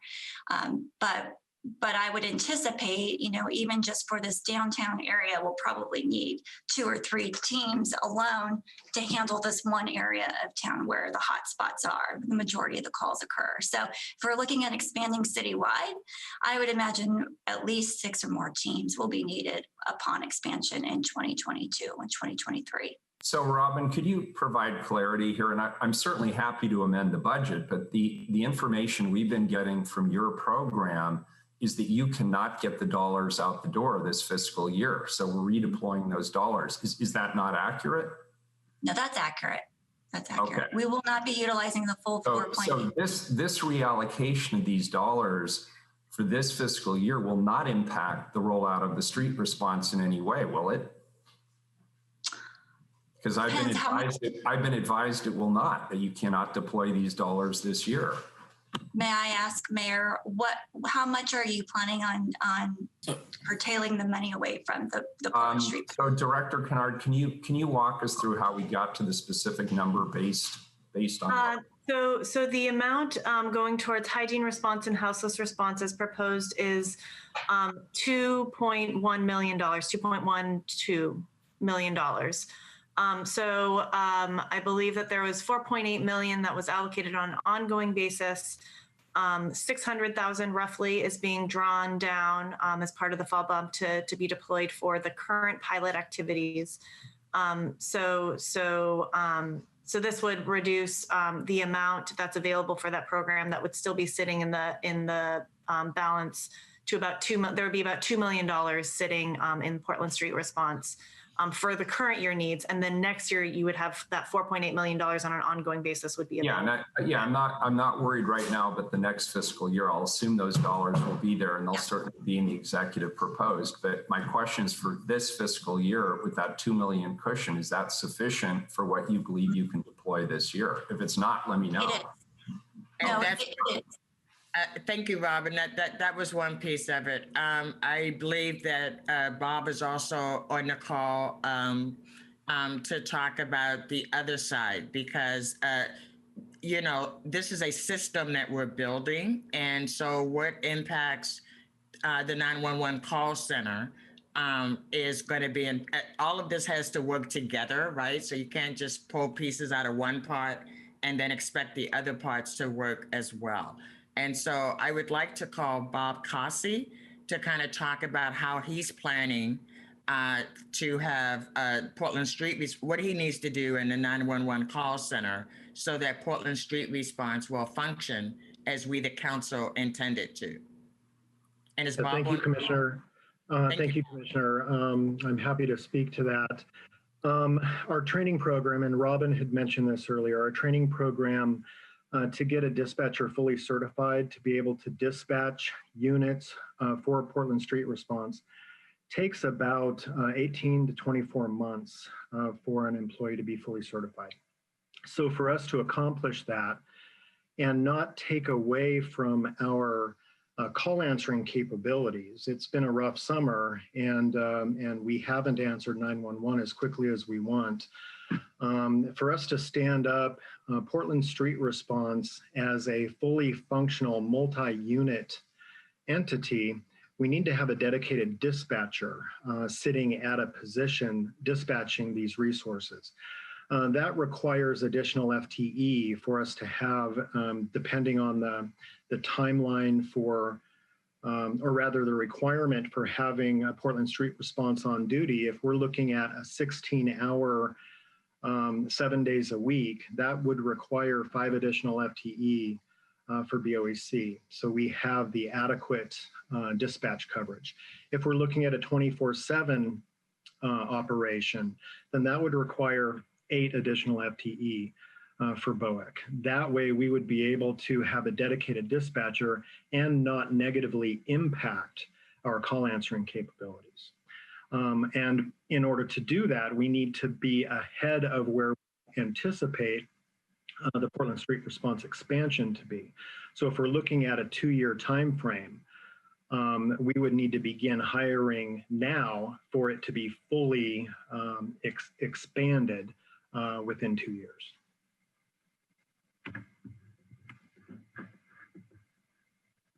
Thank you very much, Bob. I really appreciate you stepping in on that. Thank you very much, Jessica. Please continue. I mean, I have nothing else. Yeah, and there's a lot of moving pieces here. And Bob, I think this is a Director Cosby. This is a council issue that I think we need to resolve. And again, I support the street response, but I'm not sure we're working with all the pieces being clear. And so I'd appreciate that prior to our taking a vote on this. I'm still a little confused why we need a 24-month lead time in terms of funding positions that aren't going to be needed for 2 years. So at some point, somebody's going to have to explain that to me. Meanwhile, Commissioner Fritz has a question. Good morning, Commissioner Fritz. Good morning. I didn't hear a request for additional FTE in BOEC in this bump. Did I miss that? In the bump, we have not requested additional FTE. We presented information and shared that with Commissioner Hardesty, and have shared that also with Robin and her team. And Robin is in the process of putting all of the information in a combined report on where we are with Portland Street Response and what the needs are, both short-term and long-term. So the quick answer, if we want to expand Portland Street Response 2 years from now, that means we need to hire the employees now at BOEC, because it takes 2 years to get them certified so that they would be able to dispatch Portland Street Response and not take away resources from our 911 call answering. And I'm happy to Commissioner Fritz. Excuse me. So you wouldn't be hiring somebody and training that person, because it takes a while to work up to be dispatcher. So you would be training current staff. I think we just need more information from you, Director Kazi, particularly as far as how many vacancies you currently have and what your plan is for staffing up. Thank you. Thank you. My apologies, Commissioner Fritz. I was just trying to respond to your question. My recommendations for kind of what I am presenting as part of this fall bump does include the next class of dispatchers being trained so that they are in the pipeline as we continue to roll out Portland Street Response. So again, none of this happens overnight. It is a very thoughtful process, and I'm certainly happy, and I know all my directors are, to actually brief anybody and everybody about Portland Street Response and the vision about how we move it forward. So that's why my alarm bells went up, because again, we're talking about expanding our first responder system for the first time since 1900. And it doesn't happen overnight, but it has to happen very thoughtfully. So, thank you for that, Commissioner Hardesty. And Director Causey, could I ask one other question? So, is it your intention to submit a proposal for the fall bump for additional FTE for BOEC? My understanding is that's being handled through the Commissioner's office.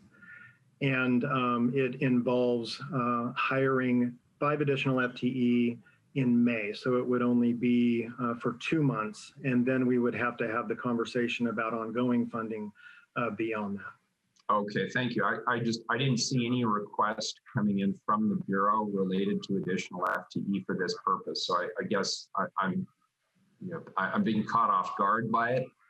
You didn't see it because, I'm sorry, Mayor, you didn't see it because it was part of my budget recommendations for the fall bump. And so it was an inclusive packet, and it was not individually put in by bureaus. So All that's right. why. I look forward to seeing those recommendations. Thank you. Thank you. Thank you, Bob.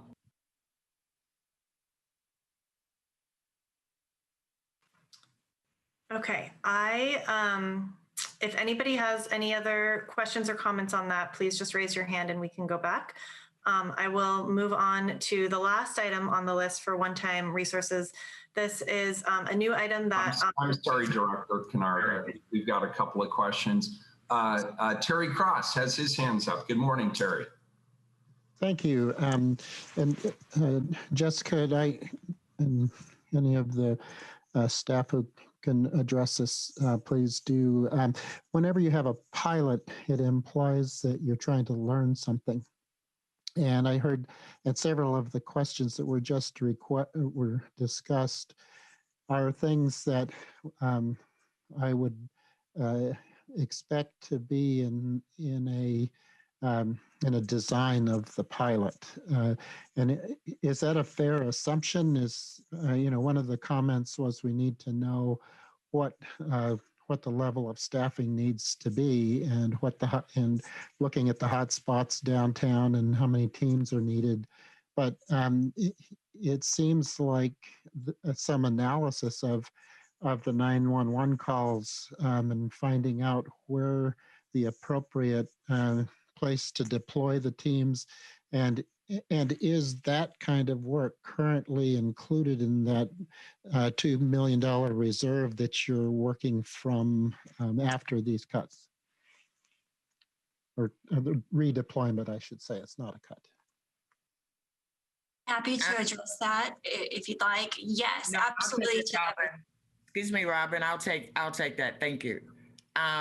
I think that's a great question, Terry, and the answer is yes. It's not in the allotment that is in reserve. We've been rolling this program out for about 1.5 years, right? Actually, almost 2 years, right? When we envision a alternative first responder system. And just like everything else, COVID impacted our ability to roll it out on the initial timeline that we had. But the racial justice movement and other crises that we faced also had an impact.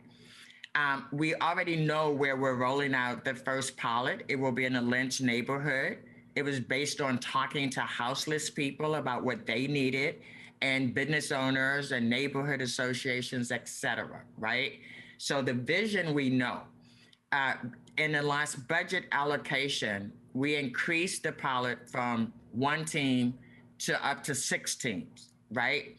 And so we want to be, of course, very thoughtful in how we fund this program, what impact it has on the rest of the system, and how the community can expect to see Portland Street Response show up, right? A very non-law enforcement perspective. This is not about police hotspots. This is about taking care of people in need on our street. And so it's a different model. And Portland State University is going to be doing the evaluation every step of the way. And we will have the flexibility to shift. And my concern about reducing the resources is, what if we decide we must be 24 hours a day, 7 days a week in the Lynch neighborhood, right? That means we'd have to double the staff. We'd have to have another vehicle, right? We'd have to do that because we will be driven by the 911 calls.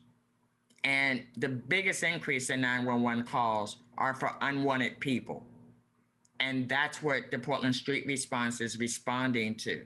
So having to hire the right people, having the flexibility to do that, and to roll it out in a humane fashion so that we're not over-promising, but we are delivering on what we've told the public this system would do. That is why all these systems must work together. Was that helpful? Yeah, that's That's very helpful. And, my question doesn't imply any lack of support. I think this is a really important move on the part of the city. I just want to see that there's a proper investment in making sure that it's successful. Yes. People, you may not know, I didn't say in my introduction, I'm a licensed mental health professional, licensed clinical social worker. And if this is, we really need to be addressing these issues in a different kind of way than we have. So I'm looking to make sure that we're investing in the structural responses that are needed and the investments that we can make today to get us ready for the next budget period, I think are really essential. If we're going to, move dollars along, I just want to see that they're deployed to support the most powerful strategies that we can leverage. So thank you. Thank you, Terry. You and I are on the same page with that. Commissioner Ryan. Yes, thank you, Mayor. And thank you, Jessica, for that report. I was trying to wait till the end to see if my questions still mattered.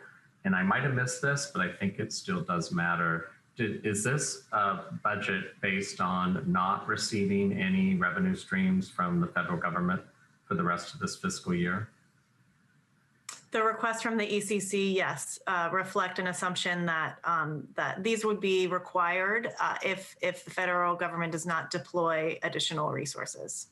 Okay, that's helpful. And I appreciate that I'm not surprised we spent more time when we got to everything after COVID. Clearly, that's one of the key priorities.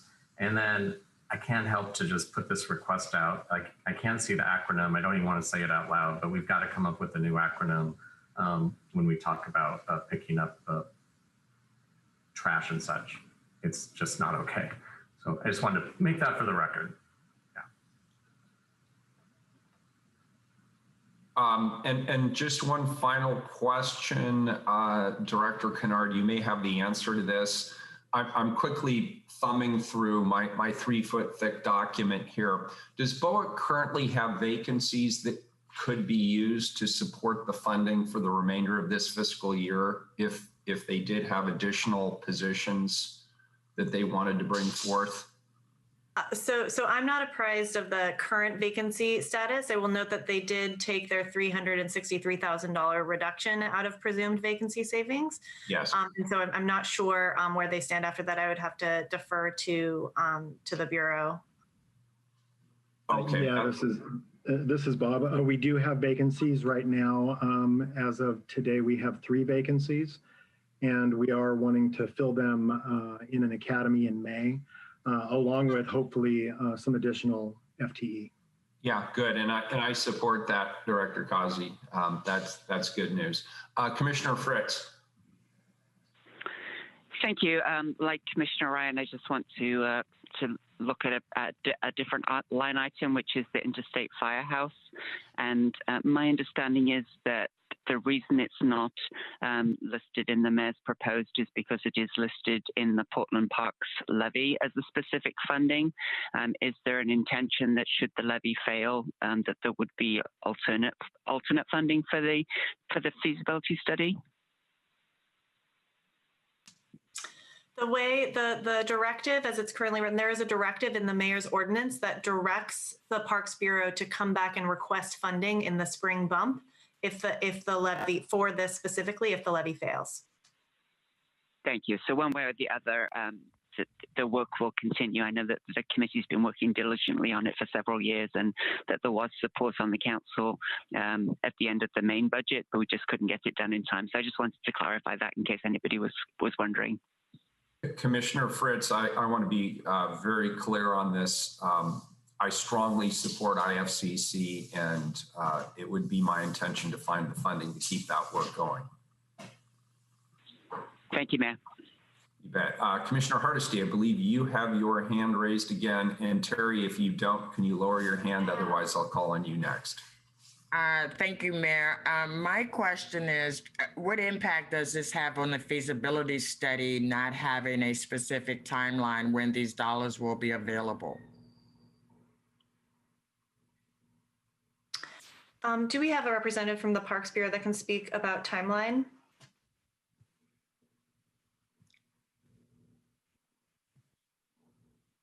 Sorry, Jessica. Hi, this is Adina Long, Parks and Recreation Bureau Director. So in terms of the timeline, it'll just be delayed. We're at the ready. We have a scope of work set for the feasibility study to let that out. So it'd just be a question of a delay. How long of a delay? Well, if the levy funds come through, the funds are technically available in November of 2021. However, Parks and Recreation would consider a earlier interfund loan, so it could conceivably move forward in the spring. So about the same as the spring bump.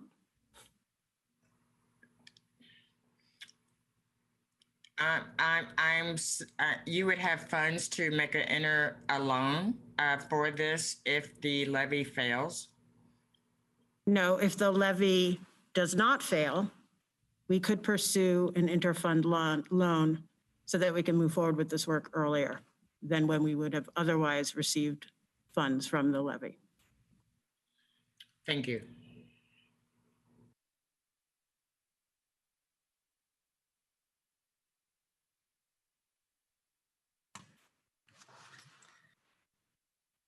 All right. So there was one more item on this list of one-time requests that I will briefly cover. It's a community-led reinvestment process. This is something that the mayor touched on in his opening remarks. This was not part of the requested budget, but the mayor has included over $3 million in different funding sources to be deployed for a community-led reinvestment process, similar to a participatory budgeting process with Reimagine Oregon. And so this includes $1.5 million of one-time general fund, plus the amount of ongoing cannabis fund resources, that $1.9 million will be reallocated for this purpose, with the intention that $3 million total will be available for community-led reinvestment. And then there's about $400,000 that would be made available on a one-time basis to support city support functions and city bureaus, and making sure and supporting that process and making sure that it's successful. Okay, so we've been having really great discussion. It's about 11:20. I think that a lot of the discussion that I anticipate folks want to have is around our ongoing decisions, and so I will. We have a handful of ongoing requests that we will highlight for you right now. I'm only gonna. Jessica, I'm sorry. Before you move, I apologize. I didn't see Commissioner Eudaily have her hand raised. It's all right. I thought we had reached the end of the presentation, so I'll lower my hand and hold my comment. Thank you. All right, thanks. Okay. So with regards to ongoing items, there are a small handful. I will move relatively quickly through what has been put on the table. The first is the mayor alluded to it. It's a request to expand the tribal relations program to meet the mandates that were outlined in a resolution 34961, which council passed. It formalized governmental relationships with tribal government partners and established government-to-government consultation agreements. The $520,000 request primarily supports 2 new FTE, which is a community liaison and an administrative assistant, as well as needed materials and services funding. The program states that the additional resources will allow for quicker response time to requests, broader outreach and engagement, and the human resources to implement a Portland Native Leaders Advisory Body. The mayor's proposed bump includes funding for the elements deemed to be most urgent, which is the community liaison position, and funding to ensure that the director is appropriately classified to be able to manage the program as a whole.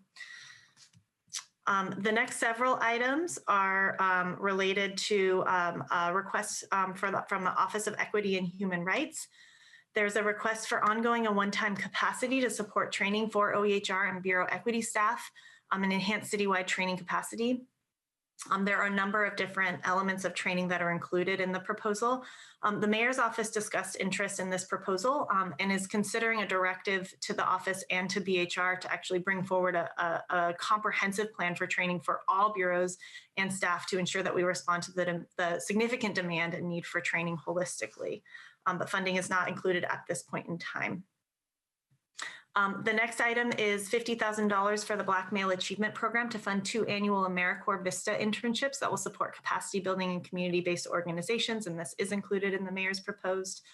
I'm sorry, I don't know if my columns are right here. Yes, sorry. The far right column is this one-time pullback. So resources that are not needed for a full year are being, half a year will be allocated in this year, while the ongoing resource, the resources will be available on an ongoing basis, but not all of the resources necessarily is needed this year. And so some of the money is being pulled back, but the funding for all of the requests for the Black Male Achievement Program is included. Funding is also included in the mayor's proposed for a disability digital access coordinator. This is to support citywide compliance with the American with Disabilities Act, Title II accessibility requirements and technology platforms and other digital communication.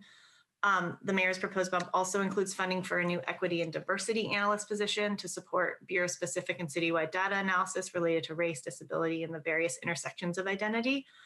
This position would work with existing city bodies like the Performance Advisory Committee, Smart Cities, and other groups, as well as provide in-house support for OEHR projects like the proposed State of Equity Index modeled after the city of Tacoma.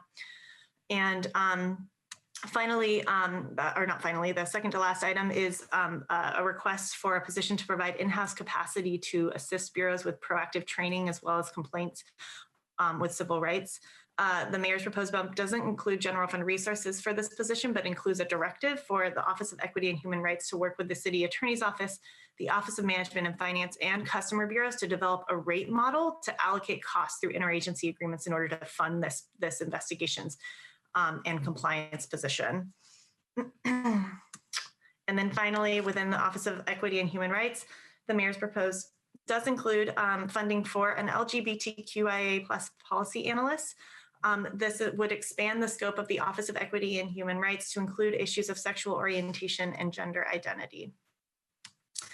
And the last item on the list for ongoing requests that have been put forward to date is a request from the Office of Violence Prevention for and the subsequent mayor's funding or inclusion in his proposed to add 2 additional positions, and, which includes an administrative communications position and a program coordinator, as well as funding to briefly double fill the policy manager position before the current manager retires. These would expand the office's capacity to engage in violence prevention work in the face of the spike of gun violence incidents in Portland in recent months and the conversations that are happening around changes in the way that we address community safety. Commissioner Hardesty. Thank you, Mayor. Jessica, so we're talking 1, 2, 3, 4, 5, 7 additional positions. And you started this conversation saying that we anticipate cuts next year in the city budget. And so my experience has been last hired, first fired. And so how is the budget office anticipating what happens if your predictions are accurate and we will be cutting staff next year? What will the benefit be of having temporarily hired people that then will lose their jobs? Yeah, so I really appreciate the question, Commissioner. I will say internally in our office, when we went to analyze these requests, we were challenged by the forecast picture. You know, I think there is obviously there's a lot of need and there's urgency to act in the way that we try to meet the demands and the call for really transformative change around our racial equity and disability equity initiatives. What the impact would be of funding these requests is essentially what council is doing is council is saying by affirmatively allocating ongoing resources right now is saying that this priority is so important to us that we will be willing to cut services and cut budgets in other service areas in order to retain funding So I think that it would be wise for the council to be prepared to hold these requests harmless next year during the budget process. But what that means is that council is saying that, this is such a priority to us that we are willing to take sort of unknown cuts at this point and elsewhere in the budget to ensure that we are able to move forward on these requests right now. And did the budget office do any analysis about which, if you had to prioritize this list, how you would do so? I mean, and I want to be clear, every one of these positions and then about 2,500 more are absolutely critical for the transformation that we're going through. So I in no way am challenging how this helps us move forward with our equity goals. But I see some challenges with bringing on a whole bunch of new staff at a time that we're laying people off and without having a city vision, quite frankly, about where we're headed.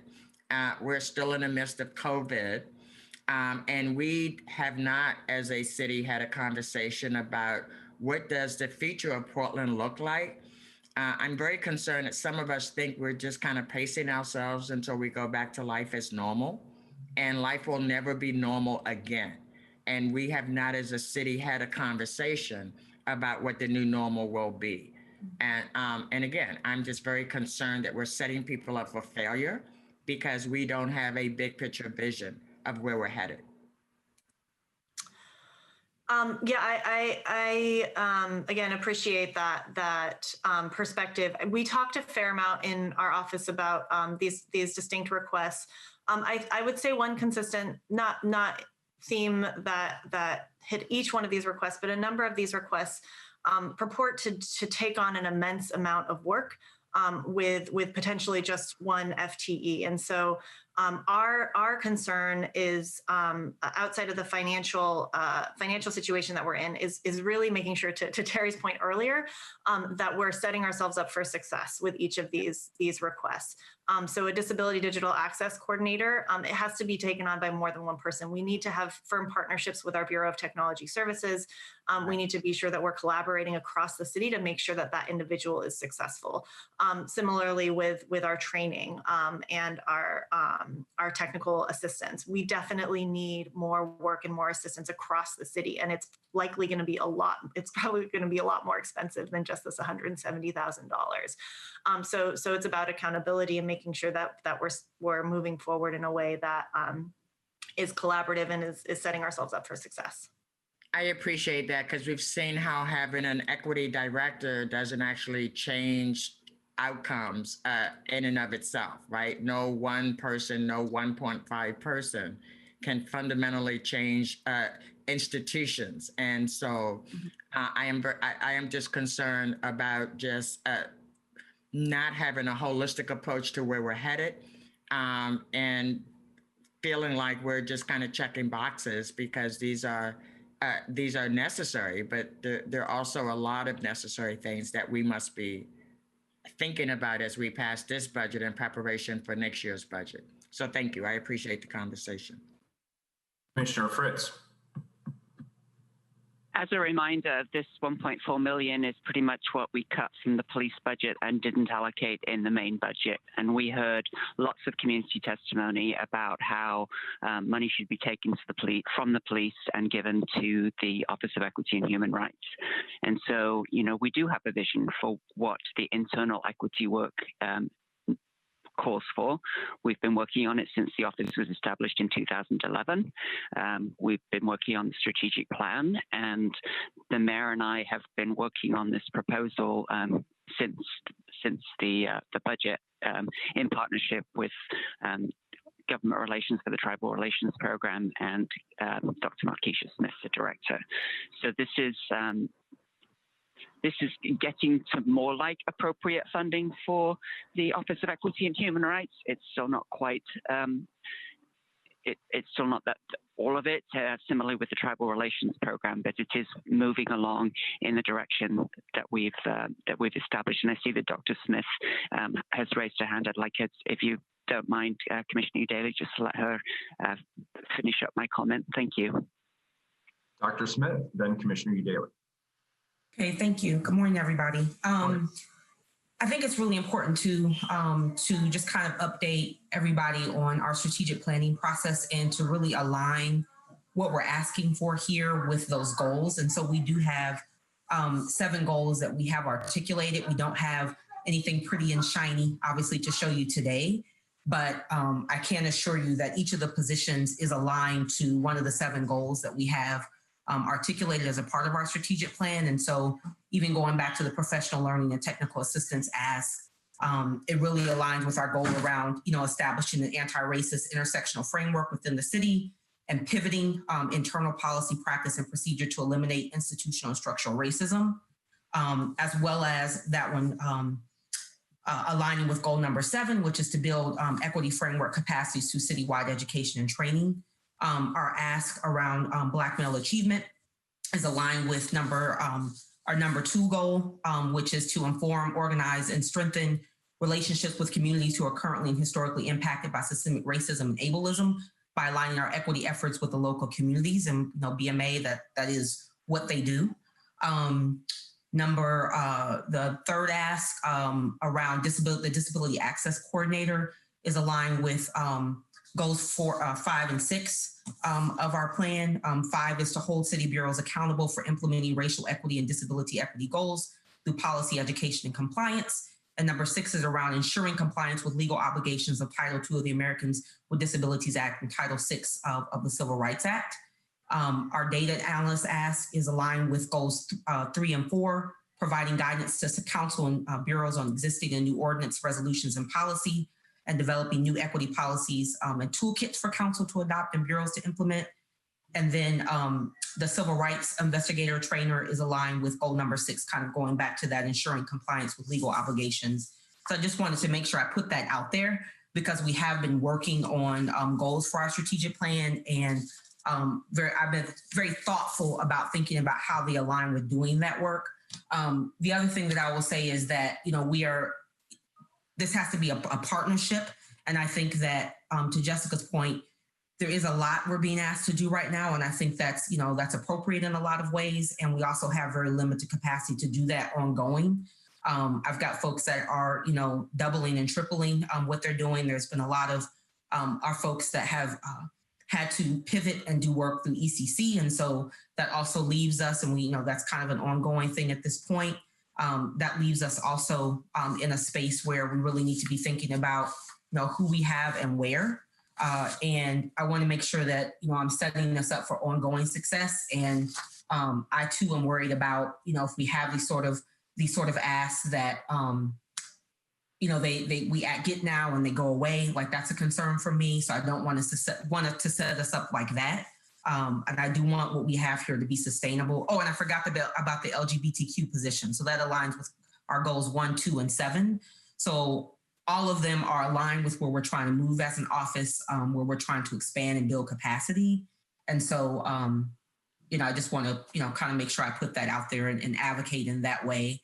And I'm certainly open to some other ways to look at this, and in partnership with BHR around our training. I think there are some particular nuances to what we do that, really need some specific attention. And so I don't want that to get lost as we're thinking about, other ways that this might look. So I just want to put that out there. And that's not saying that we don't want to partner. It's just also recognizing that there is some uniqueness to what it is that we do and how we deliver that. And I don't want that to get lost in our shuffle. So I'll stop there. Thank you, Dr. Smith. We'll take Commissioner Eudaily, then Terry Cross, then Director Edwards. Thank you, Mayor. Thanks, everyone.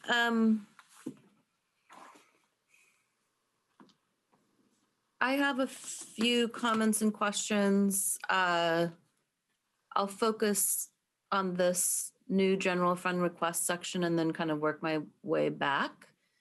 I am curious if OEHR and the Office of Community Technology are working together on the disability digital access work, because we are very engaged in that and have just begun distributing 4,000 internet-ready devices and support for setting those up, and stipends for internet service, and people with disabilities is one of our priority populations.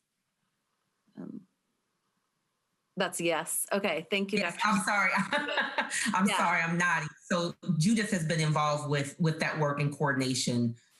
Yes, so yes. Fantastic. Okay, I just, we're running a big operation. It's not impossible that two different bureaus would end up doing similar work and not realizing it, but I know there have been cross-bureau conversations. Just wanted to make sure. On the request for the Office of Violence Prevention, I mean, I know that all of my colleagues are deeply concerned about the spike in violence we have seen over the summer. The fact is we're seeing a rise in gun violence in Portland back in December. And this recent spike is really is a national epidemic. So I need to know more about the Office of Violence Prevention, what their programs are, and if we are really taking a holistic view of violence prevention, because this is one of the challenges of making these budget decisions. Is this work session is great, but we haven't had a recent conversation about our approach to violence prevention and reduction.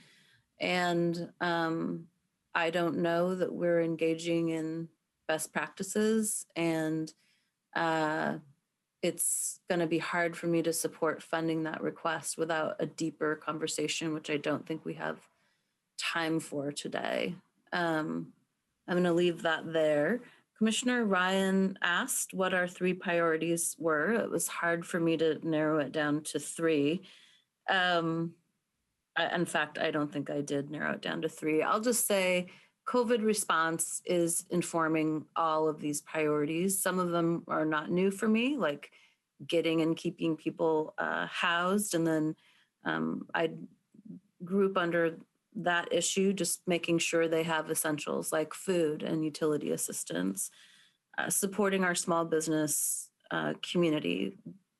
Small businesses provide over 50% of the jobs in our city, and they're a big part of what makes Portland so unique and such a draw for people around the country and the world. And it's been devastating to watch one business after another shutter and know that some of them are not coming back. Reinvesting or re-envisioning public safety and policing and investing in community. And this ties back to my question about violence prevention. There's no one single thing we can do. We're engaged in a community-wide conversation about this issue. And I want to make sure that we're investing our scarce resources as wisely as possible. And then a couple of so those are kind of my general general priorities. I do want to advance a couple requests. I'm not going to attach them to a specific funding source, but we know that starting in January, we're going to start to see an uptick in evictions. People who face evictions, similar to people who are facing unfair removal and deportation procedures who lack legal representation, are very unlikely to prevail. So my office has been in communication with legal aid. We think it will take about $1 million. That's twice as much as it would typically take to fund universal eviction defense. And that would need to come with rent assistance. This is a conversation that I've had with Commissioner Hardesty, and I think we're in agreement. Targeting rental assistance to people who are at the most immediate risk of losing their housing is a smart way to invest those limited dollars right now.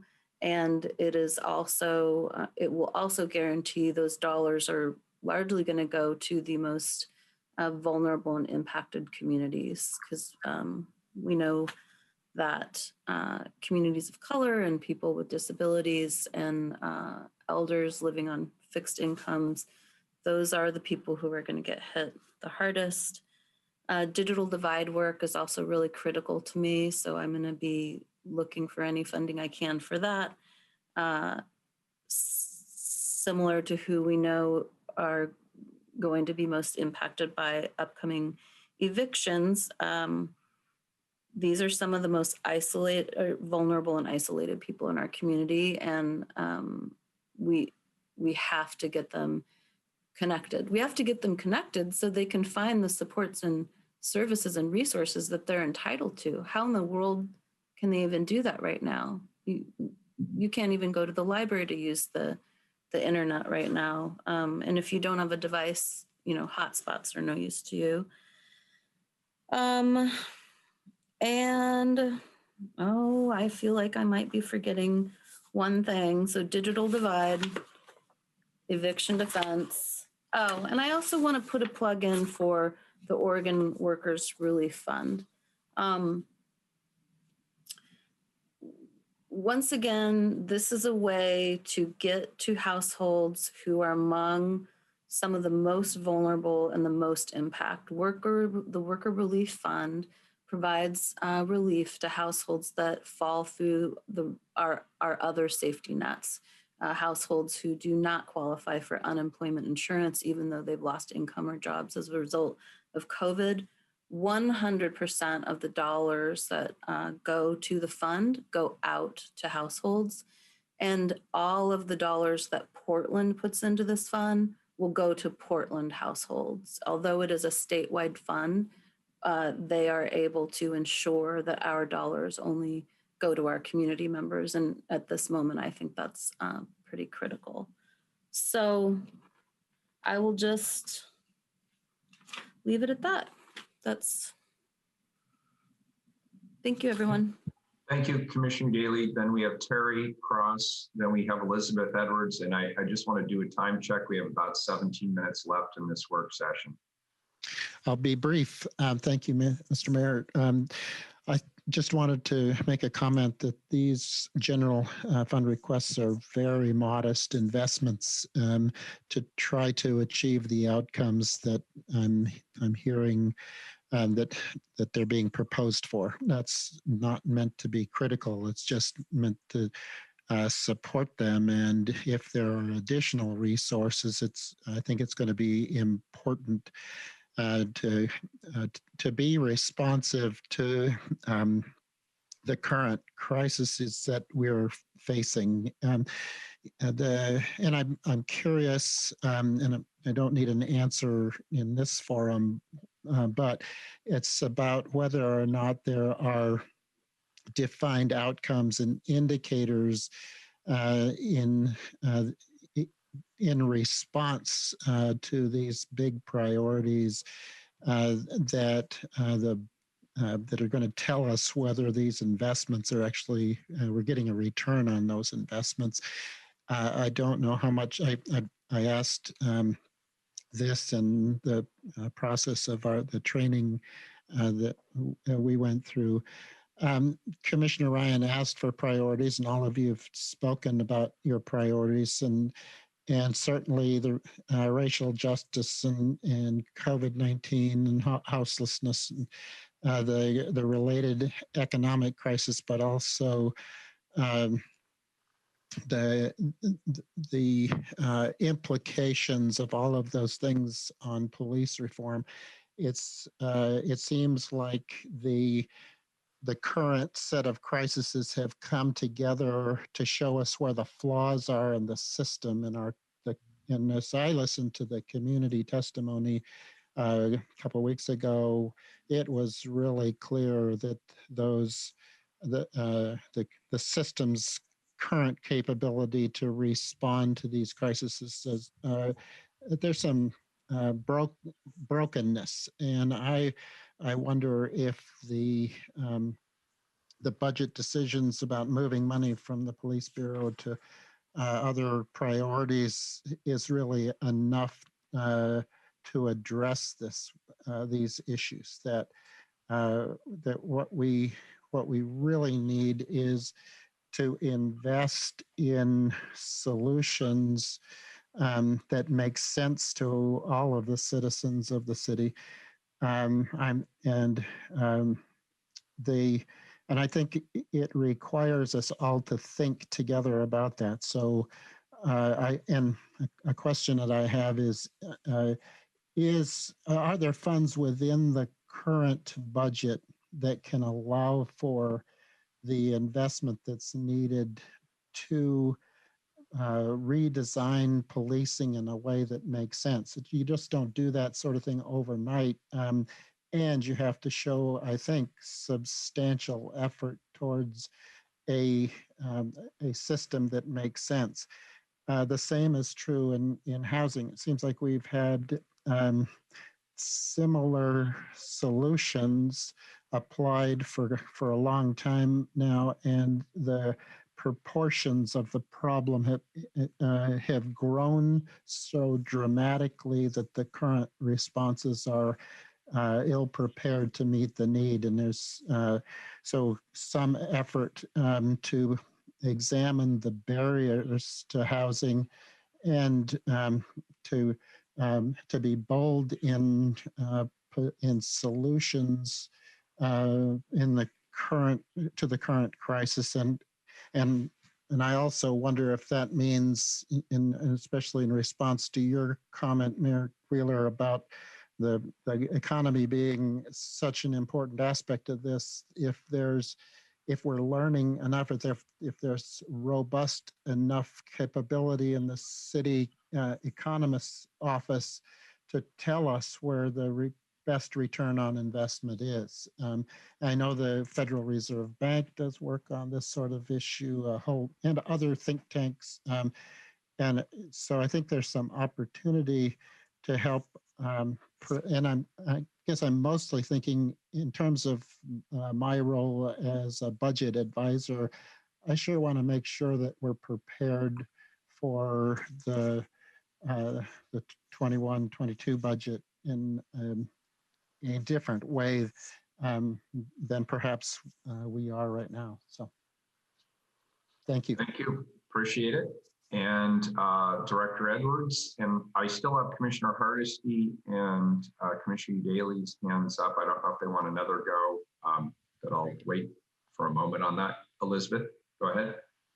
Thank you, Mayor. I'll be quick with my time here because I know that we're running low, but I wanted to just take a moment and state a little bit of the background on the Tribal Relations Program expansion, because I think it helps council understand the context and sort of building off of actually some of what Dr. Smith said about how we'll be measuring the outcomes.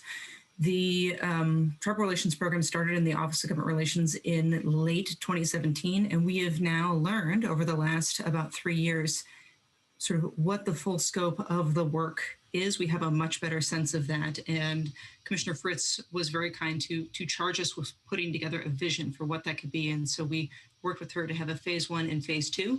I believe some of the funds that are in that requested column may include some of those dollars that are actually more phase 2 for implementation, but we're talking about moving beyond one person and actually now 2 people as we're expanding the program to actually have a community liaison, someone who focuses on communications, a natural and cultural resources analyst, something akin to the Black Male Achievement Program in OEHR for Indigenous male achievement.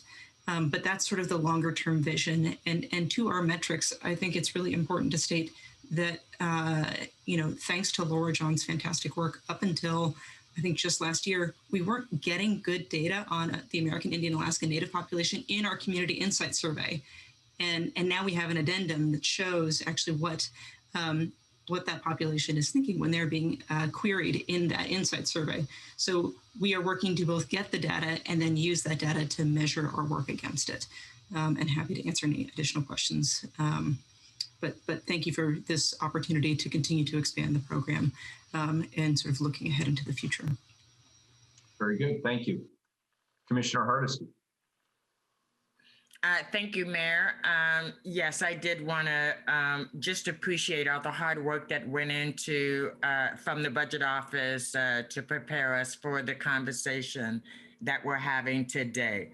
And I really appreciate what Terry Cross said about the moment that we're in and where we're moving. It is vital that we as the leadership in the city of Portland don't miss any opportunity to live our values as well as be responsive to the community's cry.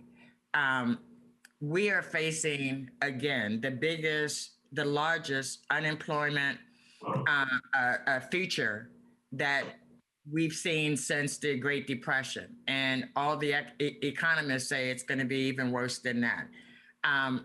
What we know is that food security is the number 2 issue behind home security, housing security, that's going to keep people alive as we get through COVID-19. In my mind, we have 2 vital crises happening right simultaneously at the moment, actually 3. We have a demand for rethinking community safety that relies less on armed responses and more on community cohesion. And the violence that we're seeing all over the country is a reflection of the insecurity and the anxiety that people are living under. People are demanding that we be leaders, because guess what? That's why we got elected, and that's what we came here to be. The other thing is, in my mind, we must not wait for the state, the feds. You know, we all pray we'll have a new federal government, but there's no guarantee. And we don't know who will be leading the city in January. Other than for Commissioner Ryan and I, we know we'll be back, and we know Commissioner-elect Rubio will be here. At the end of the day, the community is demanding that we act now, that we act boldly, and that we help them be as safe and secure as they can as we make it through still phase 1 of COVID-19. There are some good investments in this proposed budget, but there's also not a big picture vision about where we're headed. And if we don't know where we're going, any path will take us there. We're in crises, many of them. And it requires us to collectively, as the leadership in the city of Portland, to be bold, to be visionary, and to listen to the tens of thousands of people that we have been hearing from over the last 6 months. I don't think this budget goes far enough, and I will have some proposed amendments that I am working with my colleagues to present prior to the vote. And it is my hope that the budget we pass truly reflects the values of the leadership at the city of Portland. Thank you. Mr. Cross, Terry Cross. You're muted, sir. Thank you. I just wanted to make sure that I got on the record as clearly stating my support for the tribal relations program expansion. I spoken, support of all of these being extremely important. I just wanted to call that out. Thank you. Thank you. Appreciate it.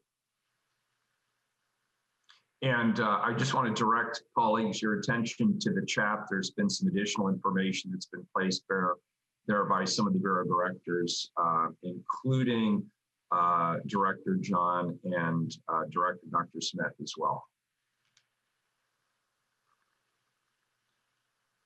Director Kennard, anything else? Yes, so we have a few minutes left. I would like to invite any of our budget advisors that haven't had an opportunity to speak yet to add any additional sort of closing comments or reflections.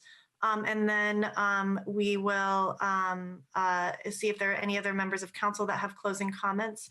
The next stage is we will be looking to hold a hearing on October 28th. And so our office will be working with council offices to make sure you have the information you need and help you craft any amendments that you're interested in crafting. Very good. Before we get to that, Commissioner Ryan also has his hand up. Yes.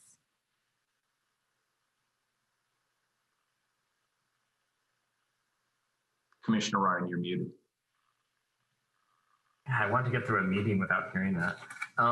Anyway, I just want to say that this has been incredibly helpful. It also feels really rushed, and maybe that's just what this gig is all about. But I want to just acknowledge what I heard, and that is, you know, the revenue is strangely stable considering what many people are experiencing, and that's because we're highly dependent on property taxes. Yet we're also really clear that the services that our residents need, and please know I consider the houseless community residents, and I tend to not use the word citizens since we also provide services for those that are new arrivals, and those services are going up. And I think the collaboration with the county is going to be at unprecedented levels of action. And I think it's also becoming really clear that 21 and 22 is going to be more challenging. So as we make decisions, I think we're all looking at what 21, 22 looks like. And I also want to note that we did land in agreement on the top 3 priorities. We had addendums that were added to some, mostly around COVID and economic injustice that we're all experiencing with that. So I do think that we have a lot of complexity on how we are visioning how to handle those big 3. And I look forward to more dialogue about that so that we can get our values aligned, and then we are more clear about our line item discussions and decisions. Thank you. Thank you. All right, Director Kennard, in the last couple of minutes, why don't you tell us where we go from here? This is obviously just a work session. This is not the time where we make any decisions. This begins the conversation around the fall true-up. Where do we go from here? That's right, Mayor. Thank you. So, you know, we tried to provide a high-level overview of what was in the mayor's proposed. As the council work session, no decisions are made at this time. It was just for purposes of discussion. The next step will be having our hearing. The mayor is filing his proposed supplemental budget ordinance today. We will have a hearing on the supplemental budget next Wednesday, October 28th. The ordinance is not being filed with an emergency clause, so that means that the vote will be, it will have undergo sort of a second reading, and the vote will be on, is anticipated on November 5th. Our office is available to help dig into any of the details, answer any, facilitate questions that you might have in relation to what's in the budget, questions around the construction of any amendments that you would like to see. We are happy to support you in those efforts in the next week or so. And that is what I have. All right, very good. Anything else for the good of the order? Anything from our budget advisors? I'm not seeing any hands raised. Very good. We are adjourned. Thank you all. Appreciate it. Thank you.